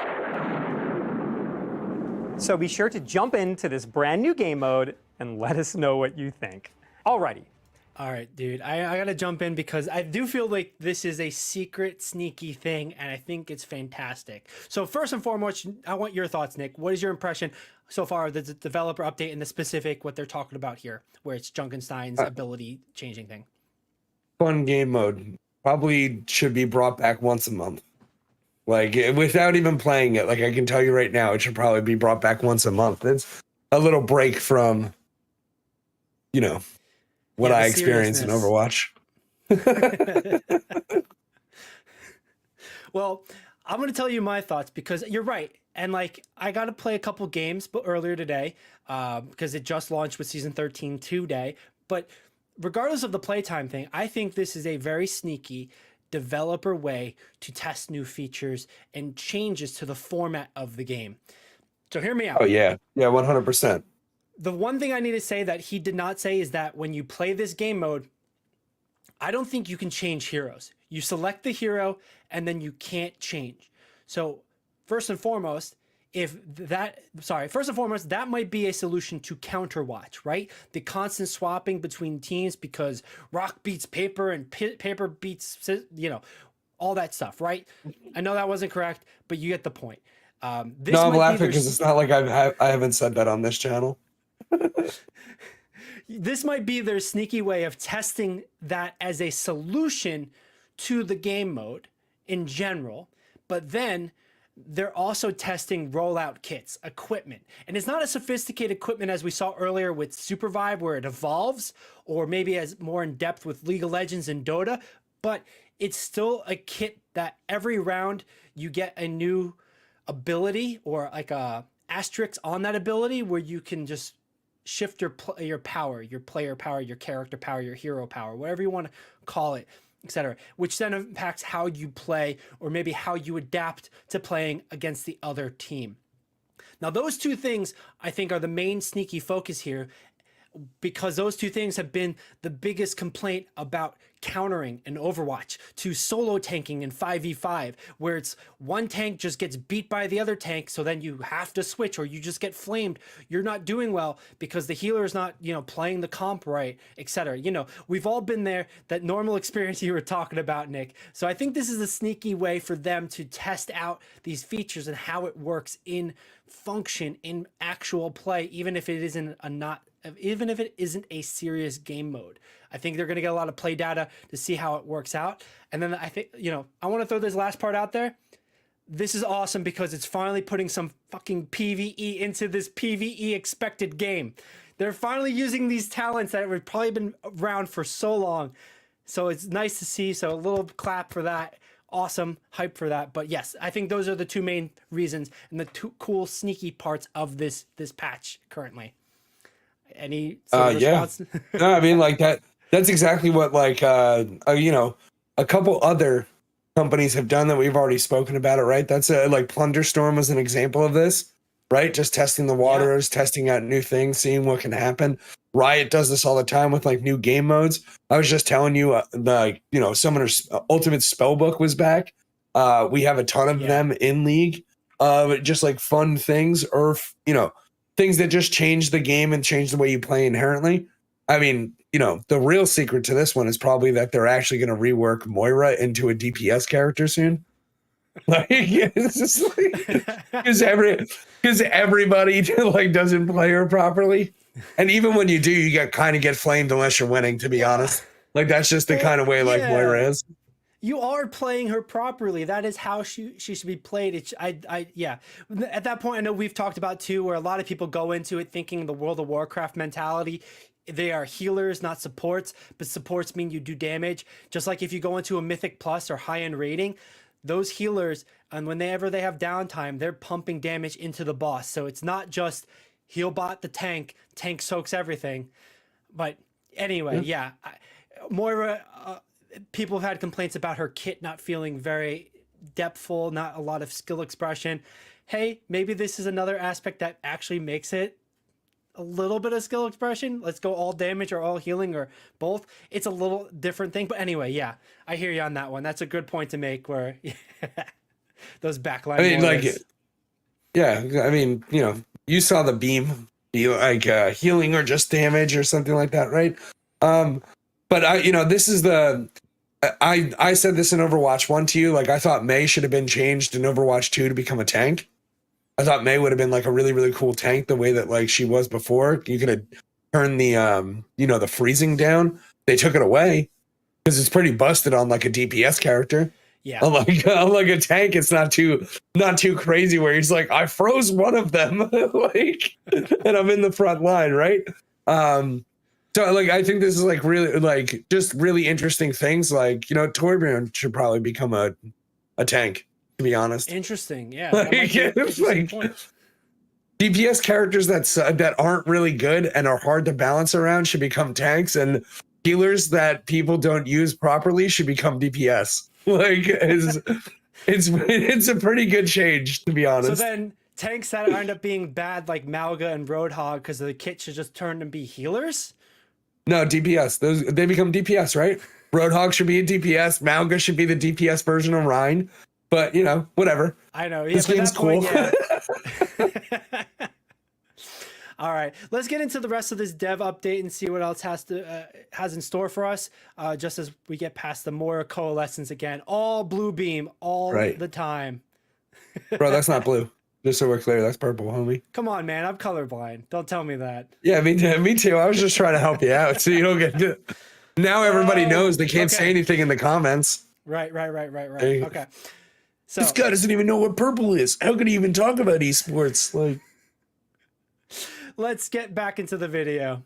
See what shenanigans and strategies you uncover in Junkenstein's laboratory. So cheesy. So be sure to jump into this brand new game mode and let us know what you think. Alrighty, shifting gears into some of the other changes this season, let's talk through some of our map reworks. Dorado, Numbani, Circuit Royale, and Havana all have reworks at season launch. And one of the main goals behind all these changes is to address balance across the maps for both attackers and defenders. But let's get into a few of the specific changes. For Dorado, we're reducing harsh defender lines of sight to prevent spawn camping. We also added a new staircase in Area 2 that makes the high ground more accessible for attackers. Additionally, we shortened some flank routes and adjusted cover placements around the whole map. With Numbani, we simplified the capture point in Area 1 and made it more accessible to the attacking team. We also added a defender forward spawn in Area 3 to make it easier for defenders to get back to the payload as it's moving through Area 2. Area 3 also saw some changes to various angles and flank routes. On Circuit Royale, we made adjustments to combat spawn camping across all 3 areas. The first attacker's spawn has been adjusted to reduce spawn camping with added cover and by removing the stairs that overlook the spawn doors. Flank options were also added in Area 1 to contest defenders on high ground and in Area 2 for attackers to take the rear high ground. In Area 3, sightlines were improved to help attackers poke at the defenders in the final area. And lastly, for Havana, we adjusted high ground access and spawn room pathing to reduce spawn camping. New routes and scale adjustments have been added to Area 2. And finally, blocked lines of sight and cleaner navigation in the final area should give both teams a variety of smoother options when approaching the final point. We're looking forward to seeing you play through these reworks and hearing what you think. Next up, my teammate Cynthia is going to share. I want to stop us there because I want to talk about these map reworks. This is huge. I took a look at this. A lot of the consensus from a lot of different people that have been speaking about it is this is money. This is a big W for how they've changed the map. So I want to kind of take a look at each of them different stuff, point out some of the major changes because it looks like they've taken a lot of the map friction into consideration and have adapted it so that there's fair play. Fair play for attacking, fair play for defense. And I think a main consensus you might see across these maps is that they're removing spawn camping. I think 4 of the 5 maps that have been reworked are ones that you would regularly see spawn capping happening in your ranked game, especially at higher levels, as well as the top level play of OWCS, OWL, historically speaking. So I'm going to move us over into right here. Here we go. The maps, I also have to update my earbud because it's dying. But as I do, let's open up Circuit Royale map and we could take a little bit of the specific look here. So here's the before picture of Circuit Royale. I think I gotta change it a little bit. Here we go. I think that's as big as I can get it for now. But here we go. Okay, here's the first point for Circuit Royale, and this is before. Most times you'd see players basically like defending teams would stack on the balcony up here, and they would spawn camp. And it was a really hard time for attacking teams to make anything happen for it. Then we look at the after picture. They added a door to above the balcony so you can contest it, and then they have the stairs on the side here a little bit different, and that's going to make a big difference when we see the next picture here. They also added the cover in the front of the two doors to make it a little easier to like walk out of spawn and not just get like annihilated by a widow, etc. Right? Let's skip into, that's 10 because of the file format, but we're going to be looking at, right here. This is the before picture. You have the ramp of the stairs going up on the defender side. This caused a lot of problems because there's a lot of cover for a defending tank. That's usually where they held. That was a lot of cover for a DPS to get a nice angle to the race car, to the F1 car that you're pushing to the side, so you couldn't take any sort of wide angle. And then it left the close angle just being inside that door as you go up, and like then you're basically fighting, you know, from a small hole, a little choke, right? So this is the before aspect of it. Now after the fact, here we are. They basically got rid of the stairs. They added a door to the second part so defenders can still go up there, but you know, they have to, you know, interact with that downstairs door. They have the cover, etc. And like the last thing you can see is in the back there, the door, and that adds like a wraparound angle over. Nick, Circuit Royale, was it a map you got to play a couple times, more than a couple times? How do you feel? I've played it more than a couple times. I mean, like I don't know. Do you know my opinions on spawn camping in this game? I do not. So this is going to be a great first live impression take. Let's go. You should be punished in this game for spawn camping. Like they should spawn behind you. Oh yeah, like you mean you should be hella punished for moving too far into the enemy, like towards the enemy spawn. There is only one spawn point in this game. It's a big friction point for me because a lot of low ELO players, and this is no disrespect, you're all sharks. You don't look up, you don't look down, you look forward and you move forward because you spawn and there's nothing behind you, there's nothing next to you, there's nothing to the right, to the left.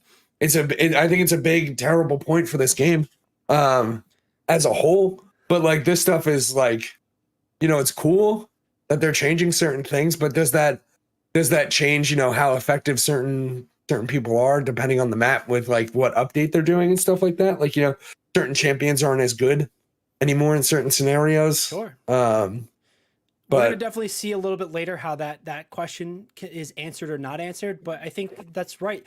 In the very least, the map is almost like it's literally the container that you're in. So it's, you know, if you're like water, it allows you to be more flexible. It doesn't mean these players will be flexible, but if the map didn't allow them to be more flexible, they wouldn't be. So at least now they have more bandwidth to be flexible. Will they be flexible is yet to be seen, but the players who got it will get it and make it happen. I'm really looking forward to seeing how this one pans out on this map rework wise. And like the spawn camping thing, I don't disagree with you, but in that way, I do want to see, you know, I like seeing how they are changing this and adapting these maps who were complained about pretty famously as being defender friendly or spawn camped, etc. So here we have the second part of Circuit Royale. The sports car here, the doors up is I want you to focus on, and that wall behind the bistro lights. We're going to see basically a door pop up for that flank angle, so you can attack where most hit scan DPS stand from the defender side. Now they can be, you know, aggressed without walking across this big gaping street. Also, the car is now an SUV, so a lot more cover there, a lot more of a situation. Let's see how the angles pan out. And the final thing is there's a sign where the entrance, where that theater is over there, where the bend of the street is. and that allows you to, has a door to go up, but it gives you a little bit more cover to then stay there and, counter that angle perhaps. So overall looking pretty good, pretty solid of a rework. But the big change to Circuit Royale is going to be this hill. Everybody complained about this hill. This hill was monstrous trying to get up, and a good DPS, a good team would hold that height advantage. Because that's like you said, low elo players, they don't get it. They don't understand angles. They don't understand height. And the simplest way to put it is if I'm at an angle, if I'm looking down at you, I see more crit box. I see more head, so I can shoot head more. Simple as that. That's all. And then I have the floor. It works like a wall because I can just move back, and now I've got cover. So those are the two, very vaguely said, reasons why that height is good. And that's the advantage that you'd have here on this hill with that break in the barrier and these two different spots. And the attackers just didn't have anywhere to hide. They could hide around the corner in the building, but they couldn't do anything. Here's the changes we're seeing here. They lower the height of the hill.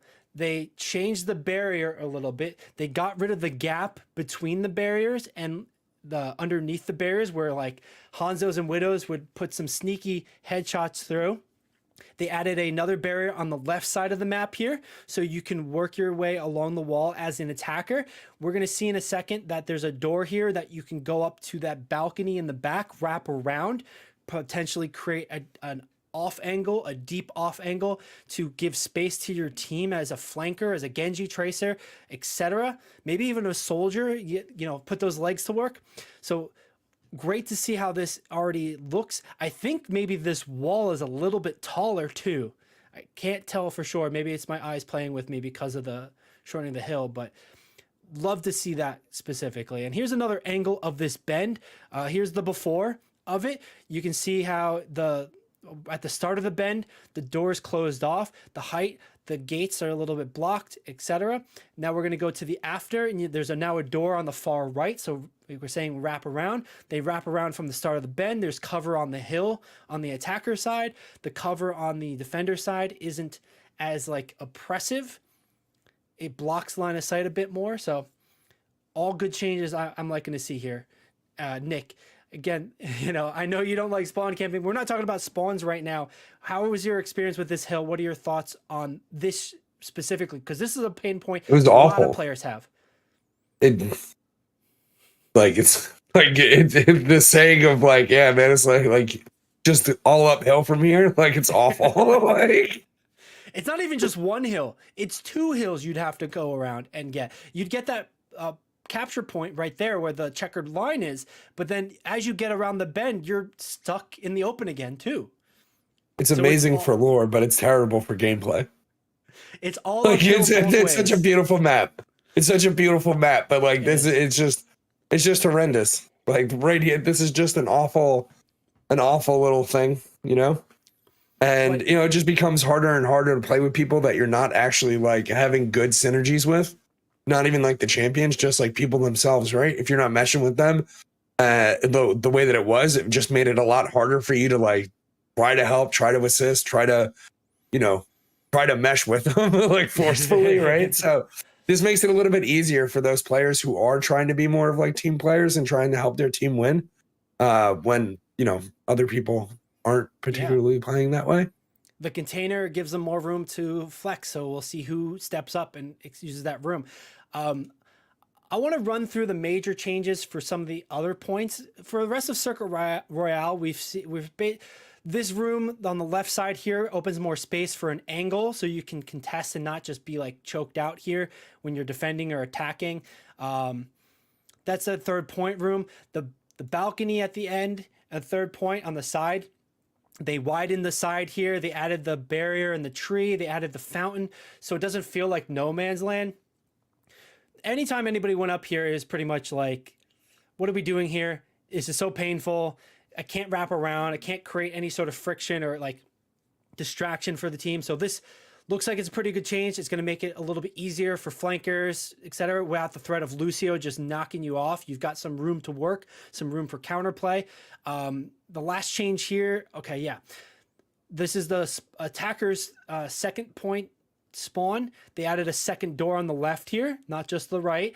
The window is bigger, and then the archway is taller. So now it's not as much of a choke for defenders' advantage. There's a little bit more give to the attackers, because this last dash was always, again, painful to push through. And this was one of the reasons, and one of the maps I'd say that map dictates teamwork more than the players do at those elos, especially in like gold and plat. The map will force these players to fight at places you're supposed to fight at, and force players to play a specific way you're supposed to play. Supposed to meaning, you know, healthy way for value, for not getting like just clicked. And like this was one of those maps where this third point really forced the defending team to play right. And we're seeing a change where now attackers will have a little bit more tools in their arsenal to overcome that. So another great big change right here. All right. Nick, unless you had anything else to touch on with Circle Royale, I want to show us a couple and like fly through the other ones here for Dorado, for Numbani, because they're also equally interesting. Does that sound good? Yeah, go for it. All right. Dorado, first point, they're adding the elevator on the left building, the pink building here. This was famously where a lot of dive tanks, you have to play dive on this map because Winston, Diva, etc. can just stay up here, stall up here, create such a drastic high ground advantage where you're spawn camping, and that just snowballs. And you have your Ana in the back on either the the archway or the left side of the archway there, where they're safe and they're not being threatened, and the monkey can just come back, the Diva can come just back up and get healed up and then go back for the attack. So now the attackers have this elevator to contest that. The yellow building was an alternate building people could stand on between the pink and the yellow, you know, change your angle, mix it up a little bit. That now has a roof, so you cannot. And then the attackers spawn has a barrier that's moved to the outer wall here at the top rather than inside, because I don't know about you, and I'd famously see Genjis, I'd famously see Sombras up there just like aggressively holding and like locking people down out of that top portion here. So that's the big change here on point one. We're gonna get I got something to say about that area. Yeah, what's like up, man? the elevator's stupid. The elevator's garbage. A lot of the fighting happens on the ground. No. Like a lot of the pain point happens on the ground. And then you're going to get on an elevator. It makes you fucking useless. Like that's actually stupid change. Put a fucking bridge from the spawn point on top right here all the way to the thing. Just put the bridge. Interesting. A bridge with like, railways or something that gives a crouch down, do something. But like, you're going to do the fight and then you're going to stand stationary? That's what you're fucking telling me? That was your solution? Hey guys, I understand this is a pain point. People get spawn camps.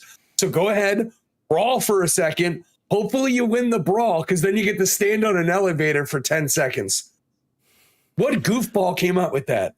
Like, for real. Man, in that way, too, if we take a look at this map, I wonder if I can zoom in a little bit more. Open image and new tab. Does that change make you not pick Winston still?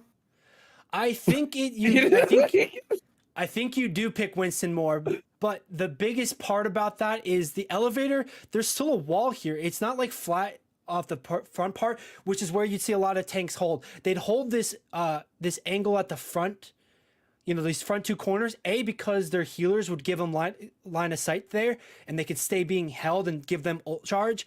So they were really holding on that side of this archway.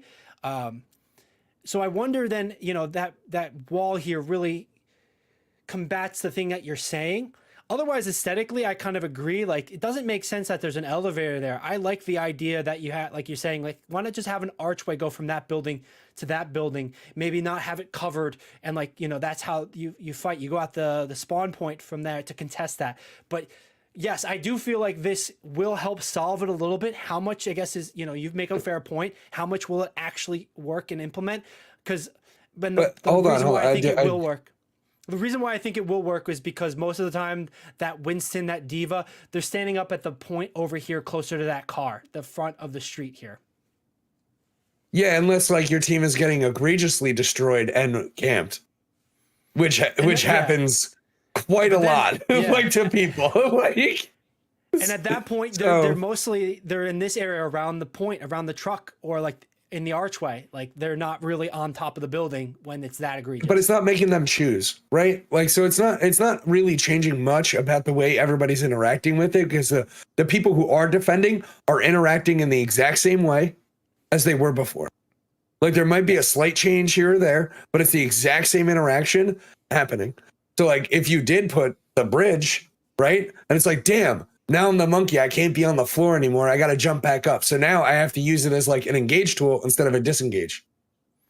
Right? Because they're on the top of me now. Now I got to jump up there or ride this elevator motionless. Like keep the elevator. I don't even care. Like that's how pointless it is. But sorry, I'm laughing. Like that's a super frustrating pain point for me because I've done that to people. I've literally been the person who's done this and giggled the whole time because you should not be able to do it. Like, yeah, it might be basically a comp change. This might benefit a Reinhardt or an Orisa or even a Malga just to get up to the top and like contest the monkey at the top. You know, monkey versus monkey. Yeah, you're right. You almost still have to jump to engage on that. Diva, you almost have to use boosters to engage up here, and then you're kind of SOL at the top. But we'll see how that pans out for this map, specifically, how people, you know, play with it. But honestly, this is not the one that's controversial. Let me go over into let me go to the second doesn't matter. I'm a section pleb here. anyway. I don't know nothing about this game. Someone's gonna hit me in the comments like, this guy's an idiot. Yeah, like, yeah, if birthday boy true, Nick here is an idiot. true. Let us know in the comments. True. Let us know on their social media. No, I agree. Don't even let me true. know. Hit me in the DMs. I already know. Hashtag true. You don't even have to say I'm stupid. So here's the second part of this point around the fountain. The big change here is the line of sight with these markets. They have an extra path going between it, so it's not as oppressive. And I think this is going to play a big role in after you capture the first point. The spawn doors go into this heart room for the attackers, and a lot of times people would hide behind here, but this gives a little bit more vantage point. So we'll see how that gets pushed by the defenders. Otherwise, there's a little wall on the left side here. You can kind of see on the other side of the fountain. Adds a little bit more cover, maybe a little more impedance for people trying to wrap in and out. Maybe, I think that might even be a second door into that room with the mini as well. So small changes on this part. That's going to make a big difference, I feel like. Yeah, you were kind of out in the open right there. Like as DPS, you kind of had to stay like right on the street. So like for some of them, right? So that's a nice change. I like that change. Right. And here we are with the big change on Dorado. It's 0.2 zone 2, the courthouse, basically. This was another one where it's a heavy top-down aspect. You need high mobility, high mobility characters or dive characters to be able to get up on this ledge, defend it. Players who knew how to use it, who can hit shots, did so and held you here. And it was such a shooting fish in the barrel moment for a lot of players. So this is how they changed it. They lowered the ramp a little bit, the height of it, and then they added the stairwell on the first here. So they widened that so you're not just going to get booped off. They added more cover technically here to the underpass of the courthouse. And then you still have everything else kind of the same here. This one I feel like is a super duper change. They're going to make it way more friendly for a Reinhardt. Absolutely, between these two things that we were talking about, the elevator and the stairs here.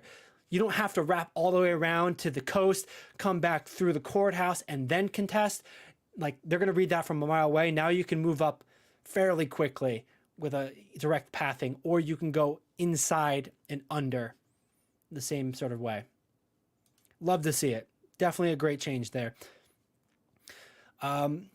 Just to kind of wrap up Dorado real quick, the big thing we're seeing is the actual point on point 2 is they added more cover. They added this sign here on the run side. They've got tiered steps, so there's more cover for a defender kind of walking back. There's more cover for the attacker defender and the steps on the far side here where they have like a block up to the roof there. You have more like kind of nook to hide behind. I think they've kind of changed the height, or maybe it just looks that way, of the box on the ground, because there was some tech with like Brig and some other characters. I think Tracer, you're able to get up there. So they might have shifted that around. The one thing you can't see is that they closed the window. So sightlines have closed a little bit from the courthouse out to this area as well. But that's like the last big change for here.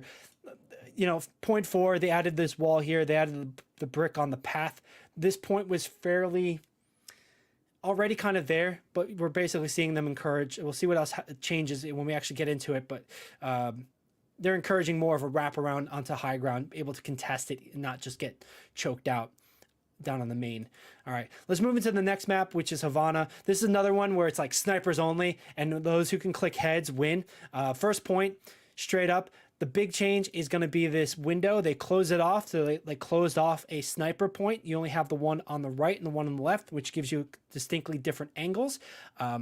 That is also going to be paired with the actual spawn. There's a door that comes out the top, just like it does in Junkertown. We'd see a lot of teams spawn camp Havana, especially on top of the gas station here, and make those pushes a move. There's another box there, but now teams can come out on top. They can contest up here directly. Maybe an attacker, even a Sombra, but we'll see how that works with the rework.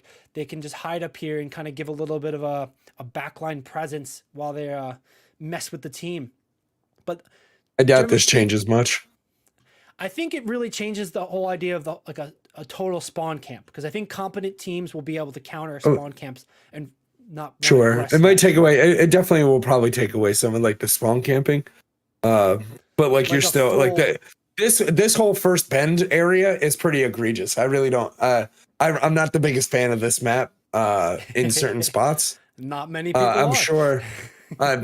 And I'm sure it's understandable why. I've never hated a spawn in any of the maps more than Havana. Yeah. To be honest. I should clarify too, it definitely will reduce spawn holding, like a whole team. Because if you hold them for more than 30 seconds, you've gotten value. You're taking away at least 1 or 2 team fights by holding up close, where they have to use ults, use abilities to get through you. So if you do that for more than 30 seconds, worth it. Because by the time they get to the next point where you should fight, which is going to be the next corner, you're still good. You have a lot of time, right? You're just taking more fights. So if you could do that for more than the 30 seconds, that's why spawn holding made sense. And I think this gives it a lot more risk. The thing that, where is it? I'm not sure if they shown it. All right. So I don't think they show it here, but the attackers spawn right behind this window. So we're looking at the spawn right behind.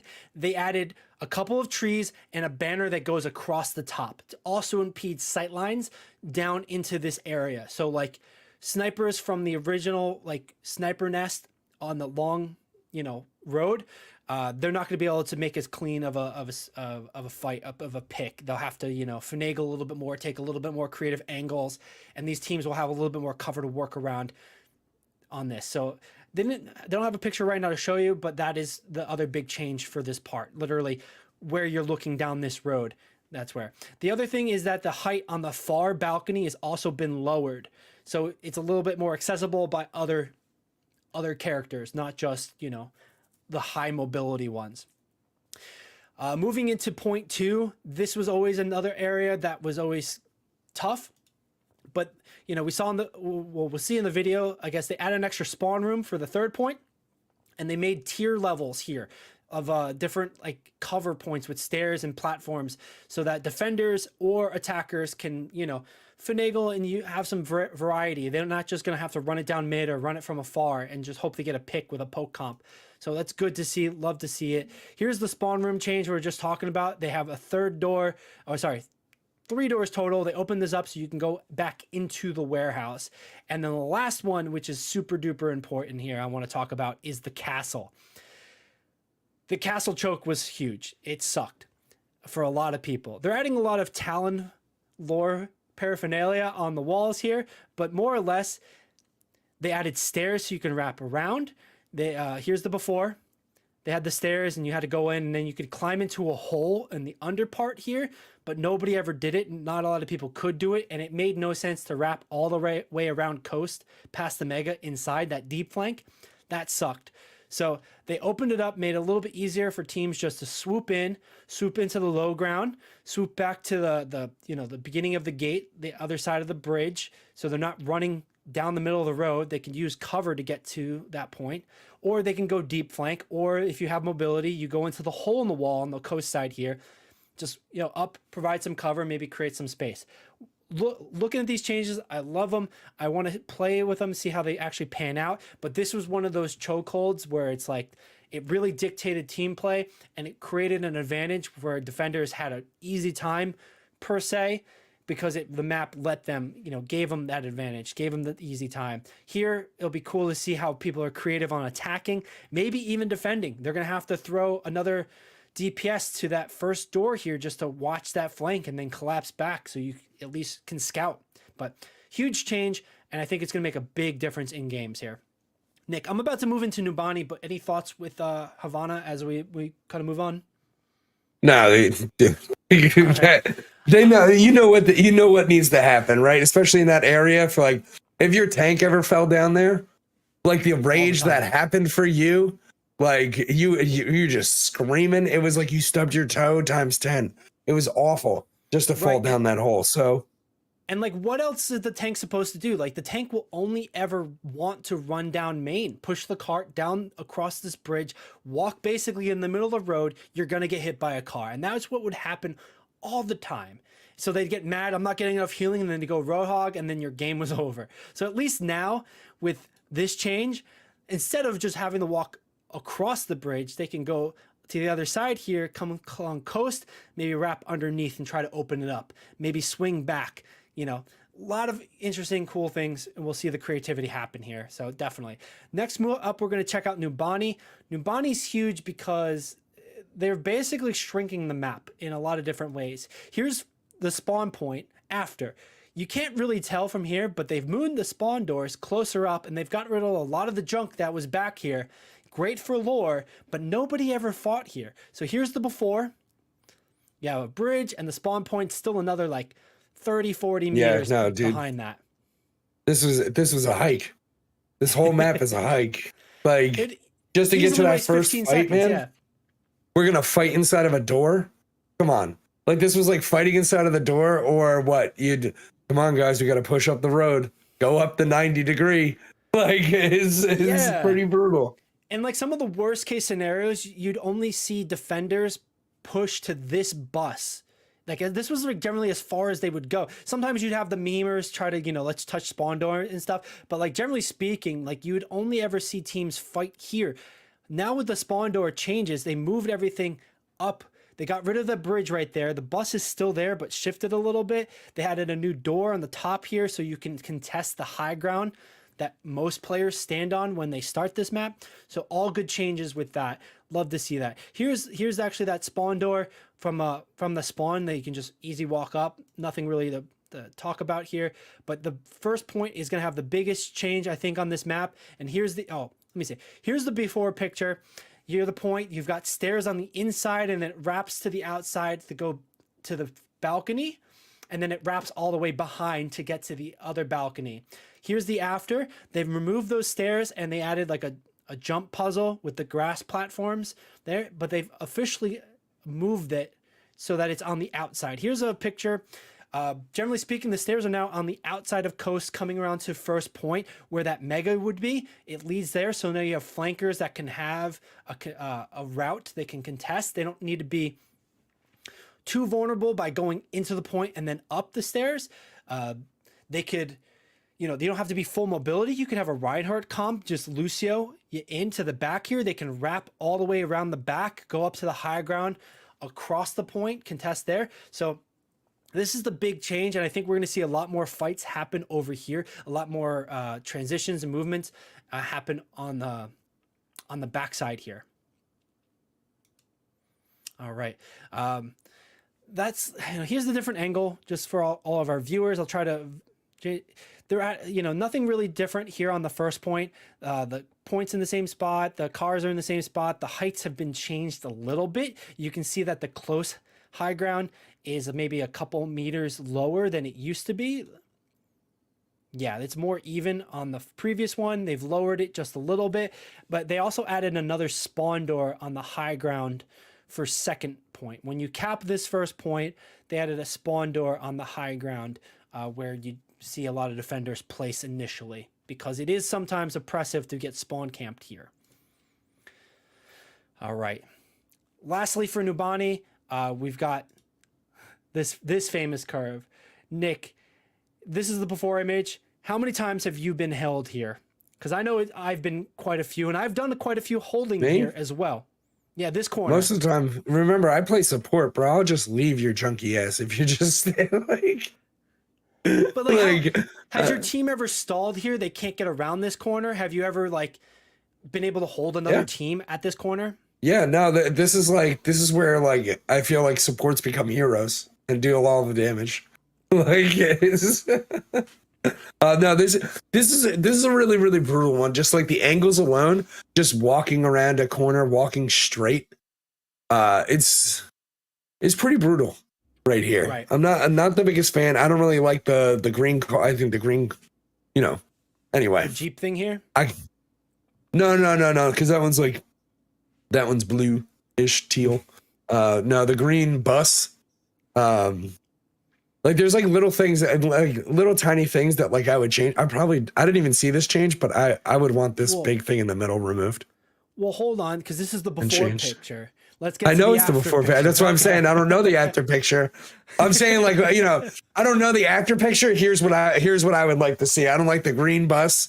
And then the poster that's right next to the green bus. I kind of Yeah, the column with is the kind of like statue on it. annoying. All with the statue on it is super annoying. All there's right, probably let's take a look and Yeah. see what happened. I think they kind of a little bit of wish fulfillment there.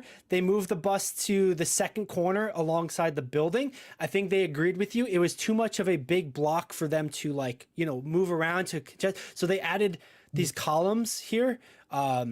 It's a little more rounded, so it opens up the angle of that second curve. It opens up more of an angle in front of that. I think that specifically makes that statue column a little bit less oppressive or dynamic, just like right there. So I think it's not the poster column isn't bad now. I don't think it really was too bad before, but like I can see with the bus, it like kind of does create that like narrow, weird sort of spot. This opens it up, and that's predominantly what the biggest change here, because you can angle contest it, you can fight it differently, you can approach it differently. People aren't as covered, etc.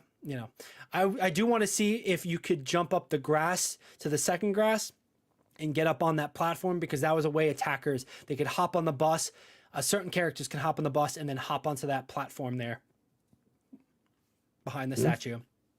So it will be nice to see if that makes any big changes, but that's probably the biggest thing with Numbani. The last specific point, I think I've said that already, but it's really the end of second point, the beginning of third point. They're adding another door stairs. So A, it looks like you can go up to the high ground here on the outside a little easier. And B, you're able to wrap inside to where the mega is on the other side of the tunnel. So that's the big change on that part. I believe that's all they're showing here. We'll see if there's any more specific changes for the maps in general. But huge changes. Mostly, I think, are pretty solid, pretty good as a takeaway. Like that they're open to these changes. This was a season that they didn't have a character, a champion, a hero coming out. So and a new map not coming out. So doing this season as a season of let's listen to the community and let's change these pain points that they've had, I think is pretty solid. Nick, overall, your interpretation of that so far, is it good? Is it bad? Is it TBD? We'll see how we play on it as I prep us into the next part of this. I think a couple of those things are, they're pretty solid changes overall, but I would be worried about the value of people's movement, like going up when you make the maps easier to traverse and stuff like that. It adds more value to Juno and to Lucio and stuff like that, or Right. maybe Genji gets a little bit better in certain cases, right, where has a little bit more freedom with certain movement on the map, or certain defenses and stuff like that. So we'll see how it's going to open everything up, right? Right, and it's also good to say, like, an Ashe can then maybe get up to the spots without using her coach gun, whereas previously, like you said, you need to engage with Leap, and now you can save it for disengaging kind of stuff. Ashe might be able to now walk upstairs rather than using coach gun to get the high ground, so she can disengage or counter with coach gun. So it'll be cool to see, like you said, how it pans out, and like it does create a variety of opportunities for a lot of different heroes, some that we don't even expect. But another thing we didn't expect that I want to transition us to really quickly before we actually do the patch notes, They added a new feature, and I'm going to play this video real quick. It's still the same video, but I want to bring this part of the video to light just to show you, is that they added a quick access ability to mute players, report players, etc. So here we go. Right on the scoreboard, you hit tab, you press the middle mouse button, I think. You can mute them. You can just mute their text so they don't type to you. You can report them. You can also change the volume knob. So a great UI change just for the general players. And like Nick, like you said, there's that one person who's typing and not playing, you know, you can get rid of them. And I wanted to spotlight this real quick. Yeah, it's pretty good. There's already a system like that in a couple other games, so it's like a nice welcome change for stuff like this, right? Yeah, but it just goes to show you like you don't have to like what I said about other games that people can be toxic, right? But they don't have to type or say anything and still be toxic. Absolutely, absolutely. But here, at least, you know, if they are typing in there, they're talking, you can mute them and just not deal with them as well. So, true. All right. All right. We're at time for the patch notes. Season 13 started today. Those were the map reworks and changes. Now we're going to get to the hero changes. And I think I'm going to start this off by saying, Nick, guess what? You were right. Oh, was I? Must what happened? Good. Oh, look at Malga. Look at Top Malga. and center, Malga change. All right. I just want to make sure before we go into it, there's a lot of words before you get to Malga, but you know, they're just talking about what the season is. They're adding My Hero skins coming up this week. Halloween starting this week. They're adding Mastery for Cass and Brig. Talking about the scoreboard changes that we just highlighted as well. Muting, joining, leaving, reporting, etc. They're tuning matchmaking a little bit, which is important for, you know, wide queues. They're going to focus on tank deltas, basically making sure that the tank matchups is closer, predominantly, because you'd see a lot of games that were tank diffs, and it's because of that skill gap, you know, just because of the way that you were queued into it, etc. That's what I think they're a little bit alluding to. But, you know, that's what a lot of this text is talking about. They're getting rid of, they're making it harder to hit top 500, meaning you have to win 1,700 games to be able to be eligible for streamer mode and to be eligible for top 500, I think. I'm not No, sure. The streamer protect, you mean? The streamer mode, yeah, streamer protect. So you hide your name. You need to complete an achievement that you win 1,700 games to be able to get required to that. So that kills a lot of hiding random accounts. It kills a lot of like alternate accounts, but you know, you have to. So why not just make like your name display as whatever champion you're playing?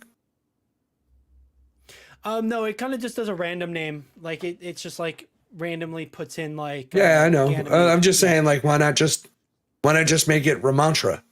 Is that player's name when they're playing Ramantra?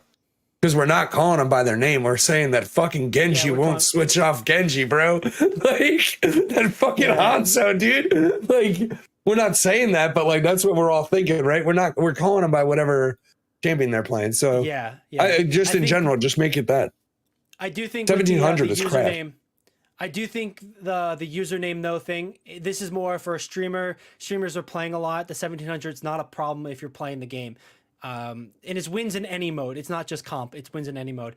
And like we could talk about the ins and outs of it, but I'd like to move us into, like I said, the patch notes. There's a lot of words here: shop updates, competitive updates, win requirement to get to top 500 is 25, but you need to have the season competitor challenge to be eligible, meaning 750 lifetime wins. Again, they don't want people basically camping those things. They don't want people just like logging in and then logging out and not playing anymore. They want people to be with accounts that are attach it more to the player, and this is an effort to doing that rather than see the randomness and ranks rank camping kind of stuff.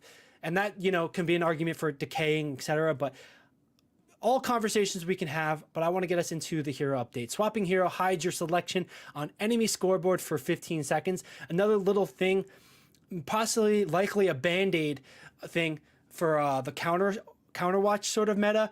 But generally speaking, if I swap to Hanzo, you're not going to see that for 15 seconds. Mostly this is for the tank v tank if you're sitting outside of spawn and you're just basically playing chicken with each other. you can't really do that anymore. Does this actually fix Counterwatch? No, but it might incentivize behavioral differences because a lot of it is behavioral, social aspect of it. So what's that, Nick? Try to just make it like, I mean, they can try to code it so that nobody knows what, like, it'll be whatever you present it as until someone sees you. Until somebody sees it, yeah. You have to scout it to see it, right? Yeah. Like, why are you giving information for no reason whatsoever? Interesting. We'll see, you know, that is a suggestion that we can pass along and like one that makes sense. You know, it might give more value to like a Sombra or a Tracer who can go deeper, a Diva that can get out quicker and scout, makes scouting way more important. It already is pretty important at the top level, but that's a interesting sort of aspect, a little twist on it. Let's move into the tank passions. We have Malga, developer comment. Increasing the duration of Malga's burn effect will help better reward going for the smaller, harder to hit targets. The changes specifically, ignite damage over time duration is increased from 3 to 4 seconds. It does feel bad trying to go after squishies. I don't know if this is entirely a great change for that, but maybe this is one. He's in an all right place right now. People don't like playing with him or against him, but maybe this is something that will give a little more of a skill ceiling, a little bit more of a choice to the Malga player, good Malga players, where you can pressure squishies and not just have to shoot the big target. We'll see if this actually does anything. But, you know, to your point, Nick, you were right. Here's that Malga change, and this might be Malga creep, Malga power creep. You never know, man. Whoever has some skins, dude. This next one might be an interesting one. Ramatra. Pummel no longer pierces barriers. Now it deals 2.5 damage to barriers. So the dev comments, Ramatra's pummel projectiles passes through the barriers was a source of frustration for players trying to protect themselves or their allies. I mean, that's a lot of the play style, right? You would force them to back up, and then when they did, you'd go robot man and you'd start punching through the shield because, you know, you could. Now it doesn't do that, which changes up the play style of the Reinhardts, perhaps, but it creates more pressure on the barriers. Will it be viable? Will it not? Any thoughts initially, Nick? Well, let's see what they do to Reinhardt. Well, the TLDR is it going to be more effective because Reinhardt is worse now? He's been pretty solid, but more or less they reduced his shield. So now he can. So the matchup against and Ryan, he does 2.5 more damage. Right. Well, two shields. Before it passed through shields, it didn't do damage. 2 shields. So maybe this changes up the play for both of them. I think the Ryan had the slight advantage of Ramatra in general. But now I think it might be a little bit more even keeled, maybe more of a soft counter, because Ryan would be able to rush down Ramatra better, make him a block bot, and then the rest of the team could overrun him or overrun the rest of the team, whereas Ryan's shield protected more than just him. It was his team, but that's where the punch, you know, it's going to just change the dynamics here, and we'll see how that goes. So fair, interesting points on that. Next up, moving into damage. Hanzo's health is being increased from 225 to 250. The developer comments are, we are reverting Hanzo back to his previous health now that it's possible to take out an opposing Hanzo with a well. Basically, they put their one shot back, and they don't want Hanzos to one shot other Hanzos. They want the sniper duel to kind of like play out a little bit longer, not just like random arrow around the corner, good shot, just place thing. So I don't know if I guess it makes sense, but it just feels like a nothing burger. It just feels like, you know, okay. Our Sojourn change is going to be a fairly big one. Railgun energy no longer stops degenerating at 25. It'll just go all the way down to 0 rather than just staying at 25. But they've increased the time it takes for it to decay from 7 to 12 seconds. So that's huge. You hold on to your energy longer, but it will go down to 0. They did put more power into disrupting shot. Damage was increased, and then it generates more energy for the railgun. So they're trying to shift it into a more skill base. The dev comment, these railgun changes swap out the 25 minimum energy. It decays for a longer time before it begins to degenerate, which alleviates some of the pressure to quickly use the secondary fire. So they're trying to just let you hold it for longer is their mindset here. Disruptor shot is getting a damage increase to help its effectiveness as an area denial tool and along with additional utility through generating a small amount of railgun energy. So I think they've saw a huge drop in Sojourn, and they're trying to do like little tweaks back. But I think where Sojourn has been was good. This might just, you know, let the skill players use the skill hero in a little bit more of a skillful way. Any thoughts on Hanzo and Sojourn so far, Nick, before we move into Sombra? Not really. Like Sojourn, you know, I have noticed like the play rate go down. Like overall, I haven't seen him a lot more. Compared to what I used to see. Right, Like I felt like I every used to game. see Sojourn. Yeah, I thought it was like an every game kind of feel. So you know, then they weren't. So you know, it's to be expected that they get a little bit of buff. So, but let's see how they rework Sombra. Like right. when they change about Sombra. You're going to either love it or hate it, Nick, but this is a big change. This is effectively a rework, but they're not really calling it a rework. I'm just going to start with the developer comments. This is a significant change to Sombra's playstyle in the hopes of making her more interactive for the opposing team and shifting some of her power from the utility of stealth and hack into increased lethality. Stealth having a limited duration. By the way, you're not perma-stealth anymore. Stealth having a limited duration less than the translocator cooldown is intended to create brief windows of vulnerability. It still enables Sombra to cross through dangerous areas unseen, but to really hang around in the enemy backline will require more moving from cover to cover, similar to other flanking heroes. No longer having the stealth movement speed removed upon taking damage also enhances its usefulness. So that's the mindset here, and here are the actual notes. Hack no longer breaks stealth, but it does reveal Sombra. Hack ability locks ability usage down to 1 second from 1.5, and Bob hack is down from 10 seconds into 3 seconds. So hack is less effective on Bob. Hack doesn't break you out of stealth if you're using stealth, and the duration of hack is only 1 second versus the 1.5 previously. Translocator cooldown has gone up from 5 to 7 seconds. I think this is going to be the one that you feel the most, because this is it's not your survivability. Stealth was your survivability. This was your movement. This was your in, your out, your dive, your countering, etc. But that 2 second difference is going to shift a lot of how you play. It's probably going to be the thing that a lot of people take a while to get used to. EMP cost went up 12%, and then stealth. No longer passive and now activates when you use Translocator. It has a 5 second duration and an added stealth timer. They added a reticle around the aim cursor. Taking damage reveals Sombra, but does not end stealth. So you're permanently stealth for the 5 seconds, but if you get close to somebody or you get damaged, that you are revealed. They get to see that little shadow figure run by. So that's kind of nice, but you know, it's a huge, huge change here. Finally, the last patch notes here for Sombra, Opportunist is going to be the new passive.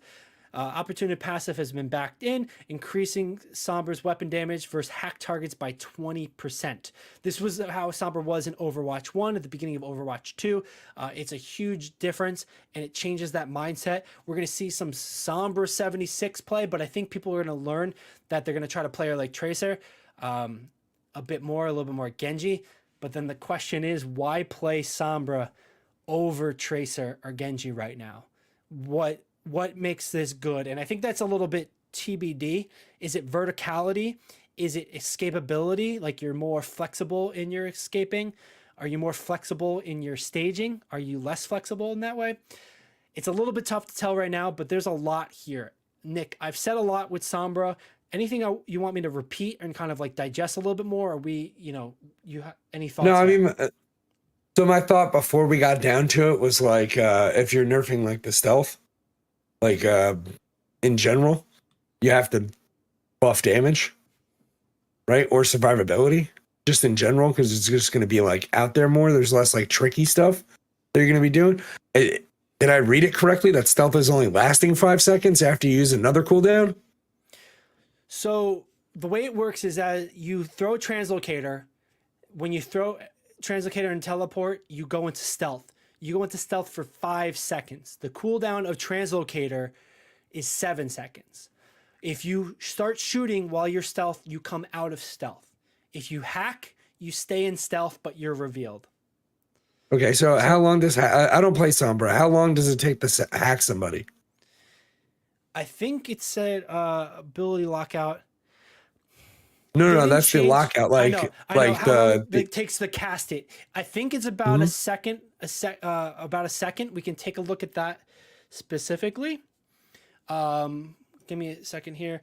Overwatch wiki, but generally speaking, it takes about a second and a half to cast hack.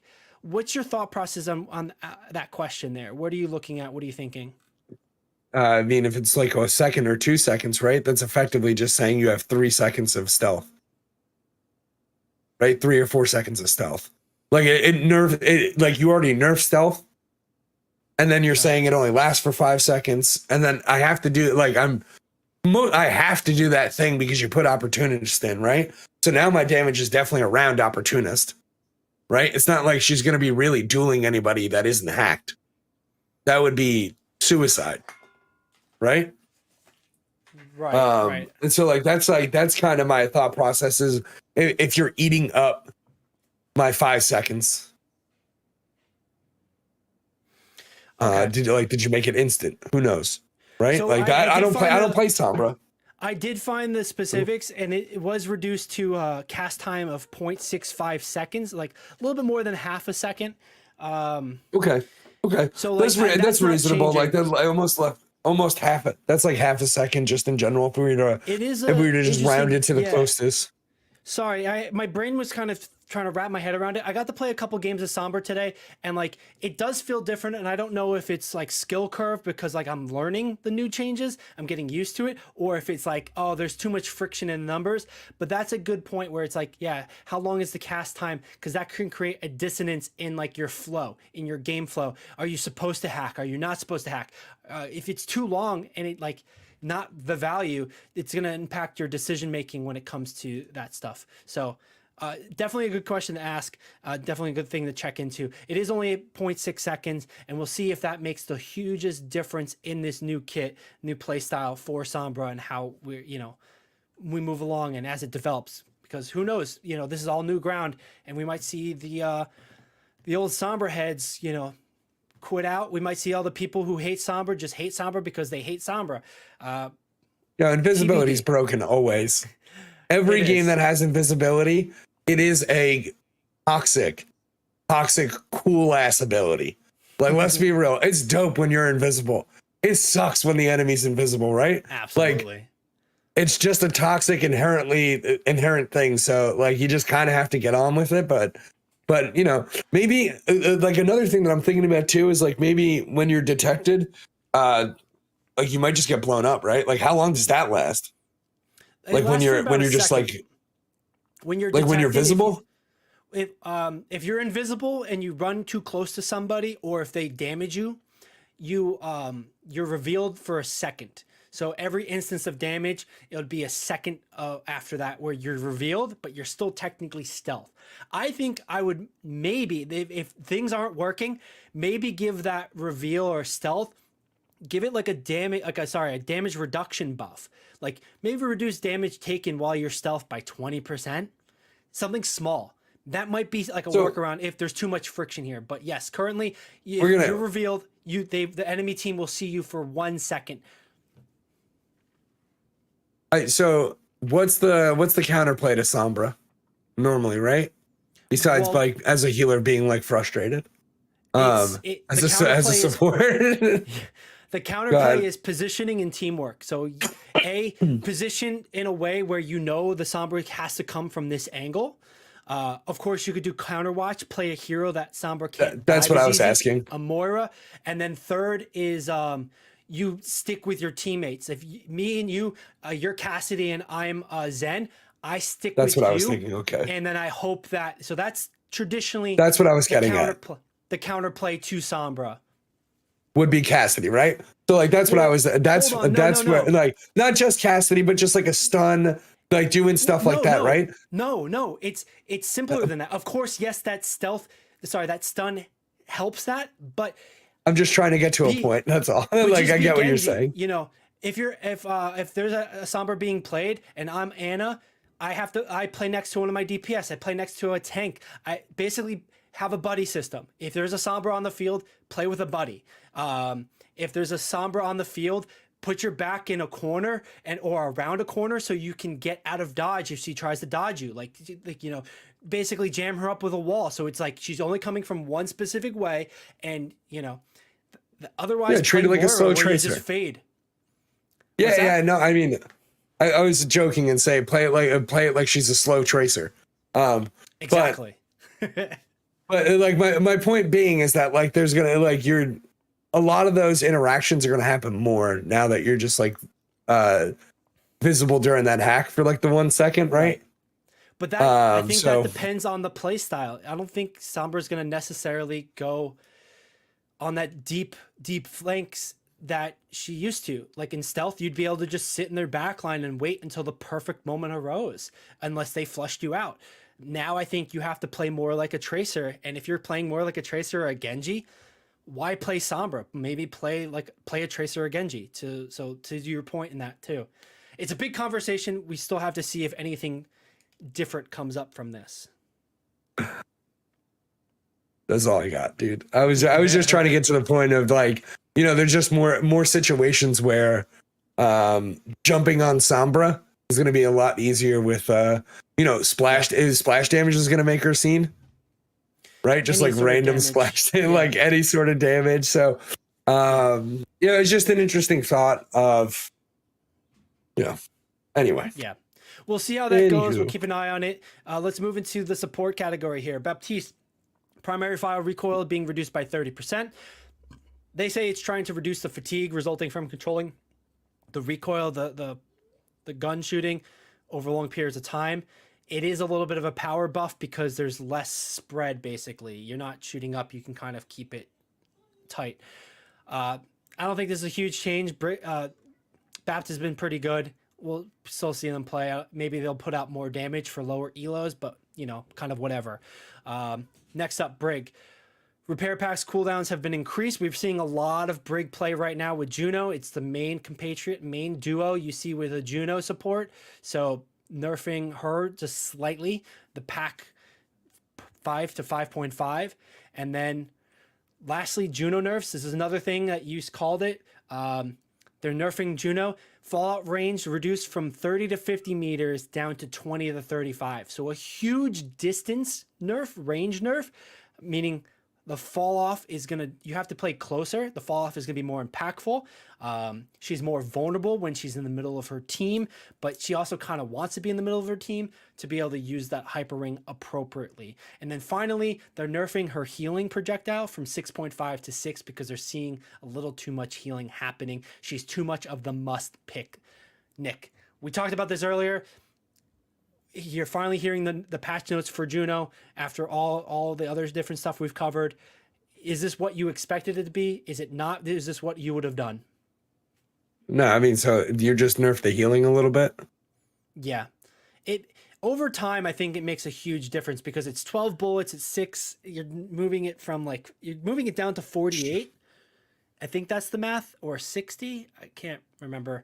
Maybe around that point, whereas previously, like, another 6 healing more per. What's the percentage loss over a game from this? I think it's like, I mean, I know you're not going to know it, but like, I do think it's going to be like 1,000, like about 1,000 healing roughly per game. If you're, you have a similar situation in similar circumstances, that 0.5 per projectile, I think is going to do a huge difference where she's like not healing as easily. She's stressing out a little bit and making her mobility more of the focus.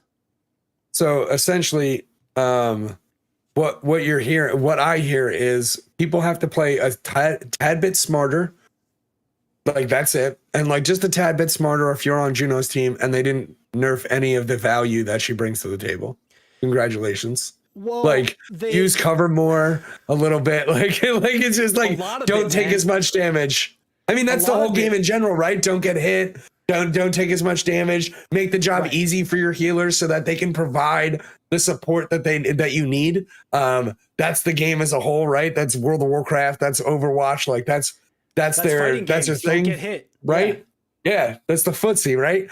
But this isn't like that much of a maybe the fall off range would be is the real thing here. The 6 That's to what I was 5, gonna like, say.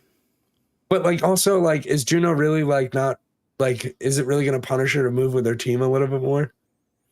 Well, she is a vulnerable character in the sense that, like, once she uses her mobility, her like jetpack duck on the water Yeah. kind of thing, she can be dove pretty easily and killed. And that's what you saw a lot happen when she first came out. People didn't know how to use her, so they'd use her abilities and like they'd just be, okay, I can't do anything now. So I do think it does make her a bit more vulnerable.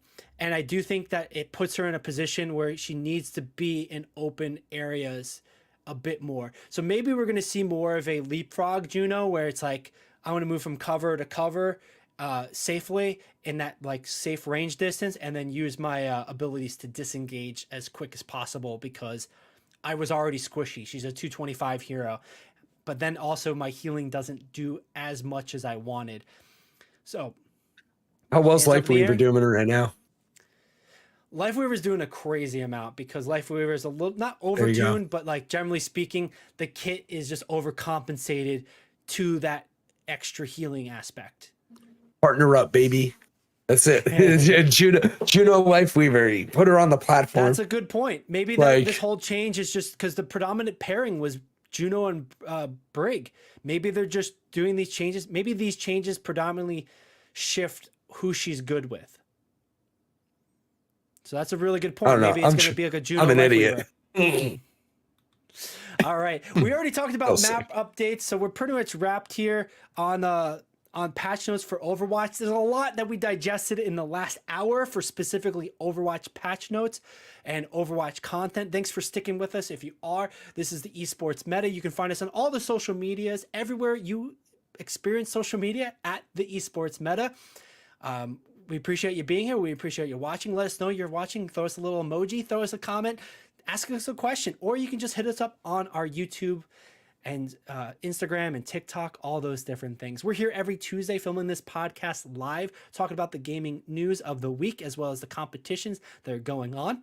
We'd love to hear from you guys, what you're looking forward to, what you're playing, what you're excited about, and what you're not excited about. What grinded your gears this week. But thanks for joining us so far. We've got one last topic, if we can, Nick. A quick one, an update on League of Legends scores. Are you ready for it, Sure. birthday boy? All right. Sure. I don't get to say Look- that most of the year, but I'm gonna say it as much as I can right here, right now, to make you a little bit uncomfortable. But we've got League of Legends scores here, and you were the one watching Worlds this past weekend. How'd you feel with it, man? As expected. Like, I As think expected. like look who ended up on the thing. Like, I mean, I hoped TL would do better. I hoped, like I said this before, right? Like you have like Appa's not like a bad guy; he's a good player. I said he's going to be going up against actual like really talented mid laners. Like FlyQuest has Quid's like pretty good. Like Quid's I'm a hit or miss on him sometimes. Like I really don't know for FlyQuest, but FlyQuest ended up beating Team Liquid. It was Yeah. America versus America in the on the 13th. There can only be one. Yeah, I mean, the interesting part is that like EU's not here. Really? I didn't notice that. Yeah, and EU talks shit all the time. EU talks shit about NA and like Surprise. I mean, you continue to talk shit. FlyQuest is not winning any games going forward. Unfortunate as it is. So here are the scores that we just missed out from the last episode. Team Liquid over GAM Esports, Fnatic losing to Weibo Gaming, Billy over PSG, getting knocked out, and they get pushed into this last part. Top Esports made it in 2-0 on D+, G2 losing to T1 2-0, and Hanwei Life winning over FlyQuest. FlyQuest was in a good spot where they had two opportunities to win and they're in, and that second opportunity, they won against Team Liquid 2-1. It went to the limits there, and FlyQuest brought it home with 7th place on the knockouts there. Weibo Gaming also advancing in 6th place, and Billy Gaming over G2 for 8th place. Overall, some solid stat lines here, a lot of fighting. But, like you said, Nick, I think you're right where it's like business as usual. It's kind of what you expected generally over the course of this. And it'll be interesting to see how knockouts play out coming up. I'm going to bring us over into a little bit of pick'ems here as we look forward to the next matches and rounds, right? I've been knocked out of S tier. Hate to say it. I'm down into A tier. I've got 100 points for picking correctly. But it seems like my woes weren't just mine. There are no more perfect picks happening in this pick'ems. Oh, there's two perfectly imperfect picks. You're right. Nice. There's two perfectly imperfect picks. And the current leaderboard, 150 points is the top dog. So we're not doing too bad, but, we're 50 points behind here. And not quite S tier. Nick, you're about in the same position as far as your picks go, or are we looking at a little bit of a differential here? Am I different you or No, you I think you're probably beating me now. Like there was like hopeful things that I picked. You know what I mean? Like I just I picked what I wanted to see rather than what I thought I was going to see. And even now, like there's, you still have pick'ems to do right now, which are, these 4 matches that are left. That was what we were going to take a look at right now. But, these were where I lost my points specifically. I was hopeful on Fnatic where, we're talking about Fnatic making the push. Team Liquid are also pushing through, but FlyQuest taking that win over Team Liquid. And G2 didn't really pan out to what we were talking about. That was more of a reach pick for me, I know for sure. But so was Fnatic. I was a little surprised by Team Liquid here, obviously. But, that's where it is. Team Liquid G2, and I had Gammies. Yeah, I think it was like Gam or somebody. I can't remember who's on my list, but it was another one where I was just like, I just hope these 3 make it. Right. I was like, that would be more entertaining for me. There's a lot of people in the scene who definitely want more representation from EU or NA in Worlds to go farther, do a little bit better, because the sport as a whole is going to struggle if it's always like Korea winning, right? Yeah, or China winning or somebody. So let's go ahead. Let's go into the, these matches right here. Well, yeah, we've talked about it previously too, where it's like, it feels like Korea is the main character of this anime and then everybody else is side characters that get killed off too easily. I would also like to see NA and EU have more representation, but they need to step up. They need to be main character material for that to work, of course, because then ultimately that's going to allow esports also to thrive here in North America. Maybe that's also what's needed. We need better narrative. We need better communication. We need to build fan base and community around these players, around these teams, because right now it's pretty stagnant unless you're like into the Korean teams. Anyway, that's my 2 cents on that one. But yeah, I mean, it's a little bit hard. It's a little bit hard to do the to like follow certain players and stuff like that. Absolutely. Like you can follow players, like some of them have long careers, but like even dude, like Fnatic's like, listen, you're all getting fired. G2's like, you're all getting fired. Like, I'm not even joking. There's already talks about how much they're changing the team for next year already. So like, either you're following a team. You're not really following like players sometimes. Like I follow Team Liquid because I do because of some players that happened previously. But they have some players that I follow on there now anyway, like poor JJ, because I really enjoy him being support, right? So it's definitely a little bit harder with you don't know how long their careers are going to last in general. Yeah, that's a really fair point. And there's something in the ecosystem that kind of pushes that to happen, of course. Overall bigger conversation about esports in general, and hopefully we can have that conversation over time. Hopefully we can be a part of influencing that conversation to just help people get excited for the things that make sense and get rid of the things that don't make sense, because gamers want a game. We want good faith gaming. And speaking of good faith gaming, I'm going to want to get some good faith picks here. We've been kind of tag teaming my picks. So what do you think is going to happen on Thursday with LNG versus Weibo? I kind of think LNG wins, but it's a con. Yeah. We're both on the same page. I mean, but it's a LNG. Coin toss. Really? It's really a coin toss, to be honest. Yeah, between the two of them, it's pretty much a coin toss. Like, do you feel like LNG made it to the knockouts at a higher position because of their matchups or because of their better team? Like Weibo's like pretty down there as far as the rankings at this point are concerned. Like, you feel like that doesn't represent their skill floor, or their skill ability, the capacity there? No, It's not that. It's just the three people that they fought, right? Like the first one they fought was Team Liquid. Okay. Like So free they had- win. yeah. Unfortunately, like I said this before, you know, I said this before. Like Appa's not like the best like mid laner. I don't want to like harp on him. I feel super fucking bad if he fucking sees this. Like I'm just punching him, punching down for no. I'm punching up really because you're a pro player, but still. Like he's super good, right? Like he's closer to Faker than I am. Like I'm not miles, delusional in this by any means. Like I am not delusional. He could beat my ass in a 1v1, right? Make it laughable at this point. But I think he's a solid. I think he's a player. I said this last time. I think he should switch to support in general, and I think he would be a really, really solid support player. So. That's why, I think they had a little bit easier matchup. So, they faced Team Liquid, and then who else did they face? Gotcha. They faced Billy Gaming with second game, and then D plus Kia was the other one, right? Yeah. So 2 of the people that they faced aren't even in the tournament anymore.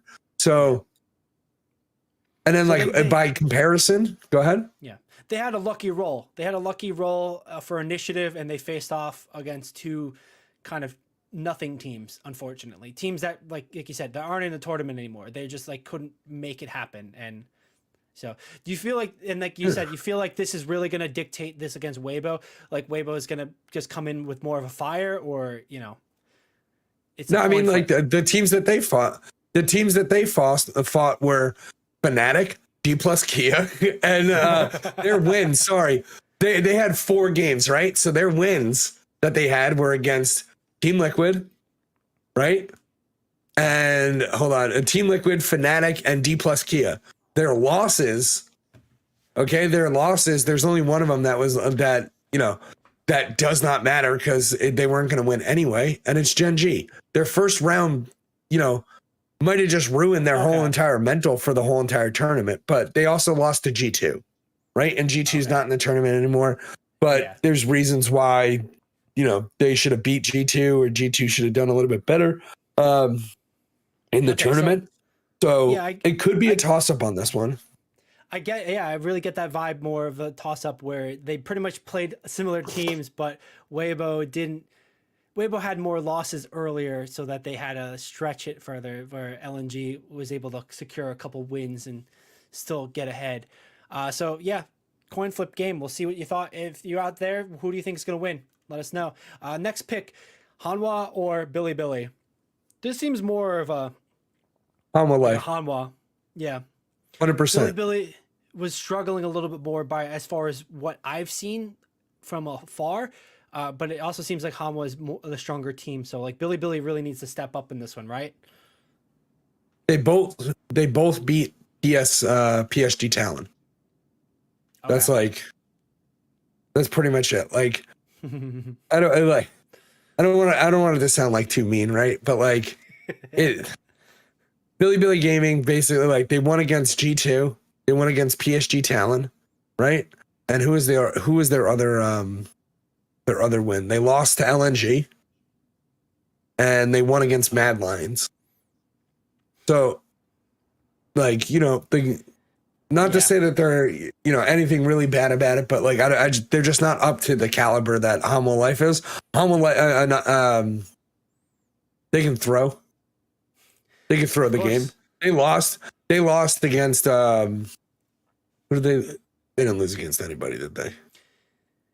This seems more of a a sure footing, but like more of like a 70-30, 60-40 sure footing. That's rather than the coin. Rather than the coin flip of Weibo and LNG up here. So Black Quest took a game off of them. That's I'm comfortable. I'm also comfortable with Hanwha Life as my choice here. And we'd love to see the game be competitive and Billy, step up, make some moves, kind of show a little bit more gusto than they have this tournament, because it's now or never, pretty much. Moving into the next one, Top Esports and T1. This feels pretty tough. My heart is saying T1. I want to see Faker push it. And get to where. But Top Esports, pretty top notch, right? No, I would go with Team 1. I mean, like, it's not bad. like picking either one, but I think T1 is going to be prepared for it. Like, you know, Top Esports won against Fnatic, they won against D plus Kia. They lost to Gen G is a thing, you know? Yeah. So then they did beat T1 already, but I do not. It was only one game. Okay. It's not an actual match. Like I think T1 is going to do really, really well in the match. I think that if any Worlds event was fixed, it would be this one, where either T1 or FlyQuest win for no ungodly reason. But no, he get the $500 skin. He's going to earn it. They're going to like in general. So that's why T1. I think they really did a nice bounce back. All right. Like after day one. So. My heart was really into seeing T1 and Faker making moves on this one. It does feel like a somewhat easier pick. Top Esports, as my understanding from a little bit distance, is a good organization. They've placed pretty well, but you know, I do want to see T1, so I'm going with that pick. And this last pick here, I think we both immediately know. If you're seeing this, the last one is between Gen G and FlyQuest. It's got to be Gen G. Like, easily, FlyQuest has, I don't want to say they have no chance. There's definitely opportunity for them to surprise, but I think Gen G is just too strong for FlyQuest to make any moves. I think if FlyQuest wins, there is a god, and it's fixed. Devil. There is a devil, and they made a deal with them. Sure. But like, you know, like if FlyQuest wins, this is fixed. They have not. FlyQuest has not scrimmed Asian teams. Really? Like while they're out there, like apparently, like if what I was reading was correct, they are not scrimming Asian teams because they didn't want to give away secrets. Like, what secrets you got, bro? Wild like, card, what secrets do you have? Like, there's like certain things, right? So like, there's like I can't remember what match it was, but it was one of the things where like Faker got killed like super early because like a certain ward that he went to put a few too many of his games, and they thought, hey, if he does it this game, we can catch him out, we can kill him, right? So if they have some analytic god, okay, who is like, listen, this guy at 2 minutes and 45 seconds is going to be here to drop this thing, drop this ward here, or he's going to be pathing this way and stuff like that. That is where FlyQuest is going to win. If what they're saying is true, that they got strats, like, what strats you got, bro? Like, what Faker is on your side? Like, I don't know, man. This moment is definitely a put up or shut up moment for them. Like, obviously this is the whole tournament for them. They need a win to stay in, but you're going up against arguably the best team in the world. And like, not even to say arguably, like just statistically, these guys have been the best in the world for the whole year, generally speaking. FlyQuest has the capacity, but then now is the time to like, yeah, we've got secret chats. Is it just mind games, or are they gonna, make the moves? Are they gonna outplay them? Are they gonna outmaneuver them? TBD, but my money is on Gen G right now. And look who Gen G went through. But like in general, they went through Weibo Gaming in the first round. Their second match was against Top Esports, and then Hanwha Life. Like, they literally had a buffet of noms, bro. They just ate everybody. So like, if they don't eat FlyQuest, like, right, who paid these people off? Anyway, deal with the devil. So that's it. With the devil. All right, that's pretty much it. That wraps up the pick'ems for this week and the coverage of League Worlds. We're looking forward to seeing what the scores are how it's gonna play out over this weekend. Starting Thursday, the games are kicking off for the knockout round. I'm gonna try to tune in a little bit. We don't have much else happening for a little bit, so I'm gonna try to see what's going on. Definitely excited for that. But that's pretty much it for this episode. Nick, thanks for hanging out with me and talking some esports and stuff. What are you looking forward as we wrap this up?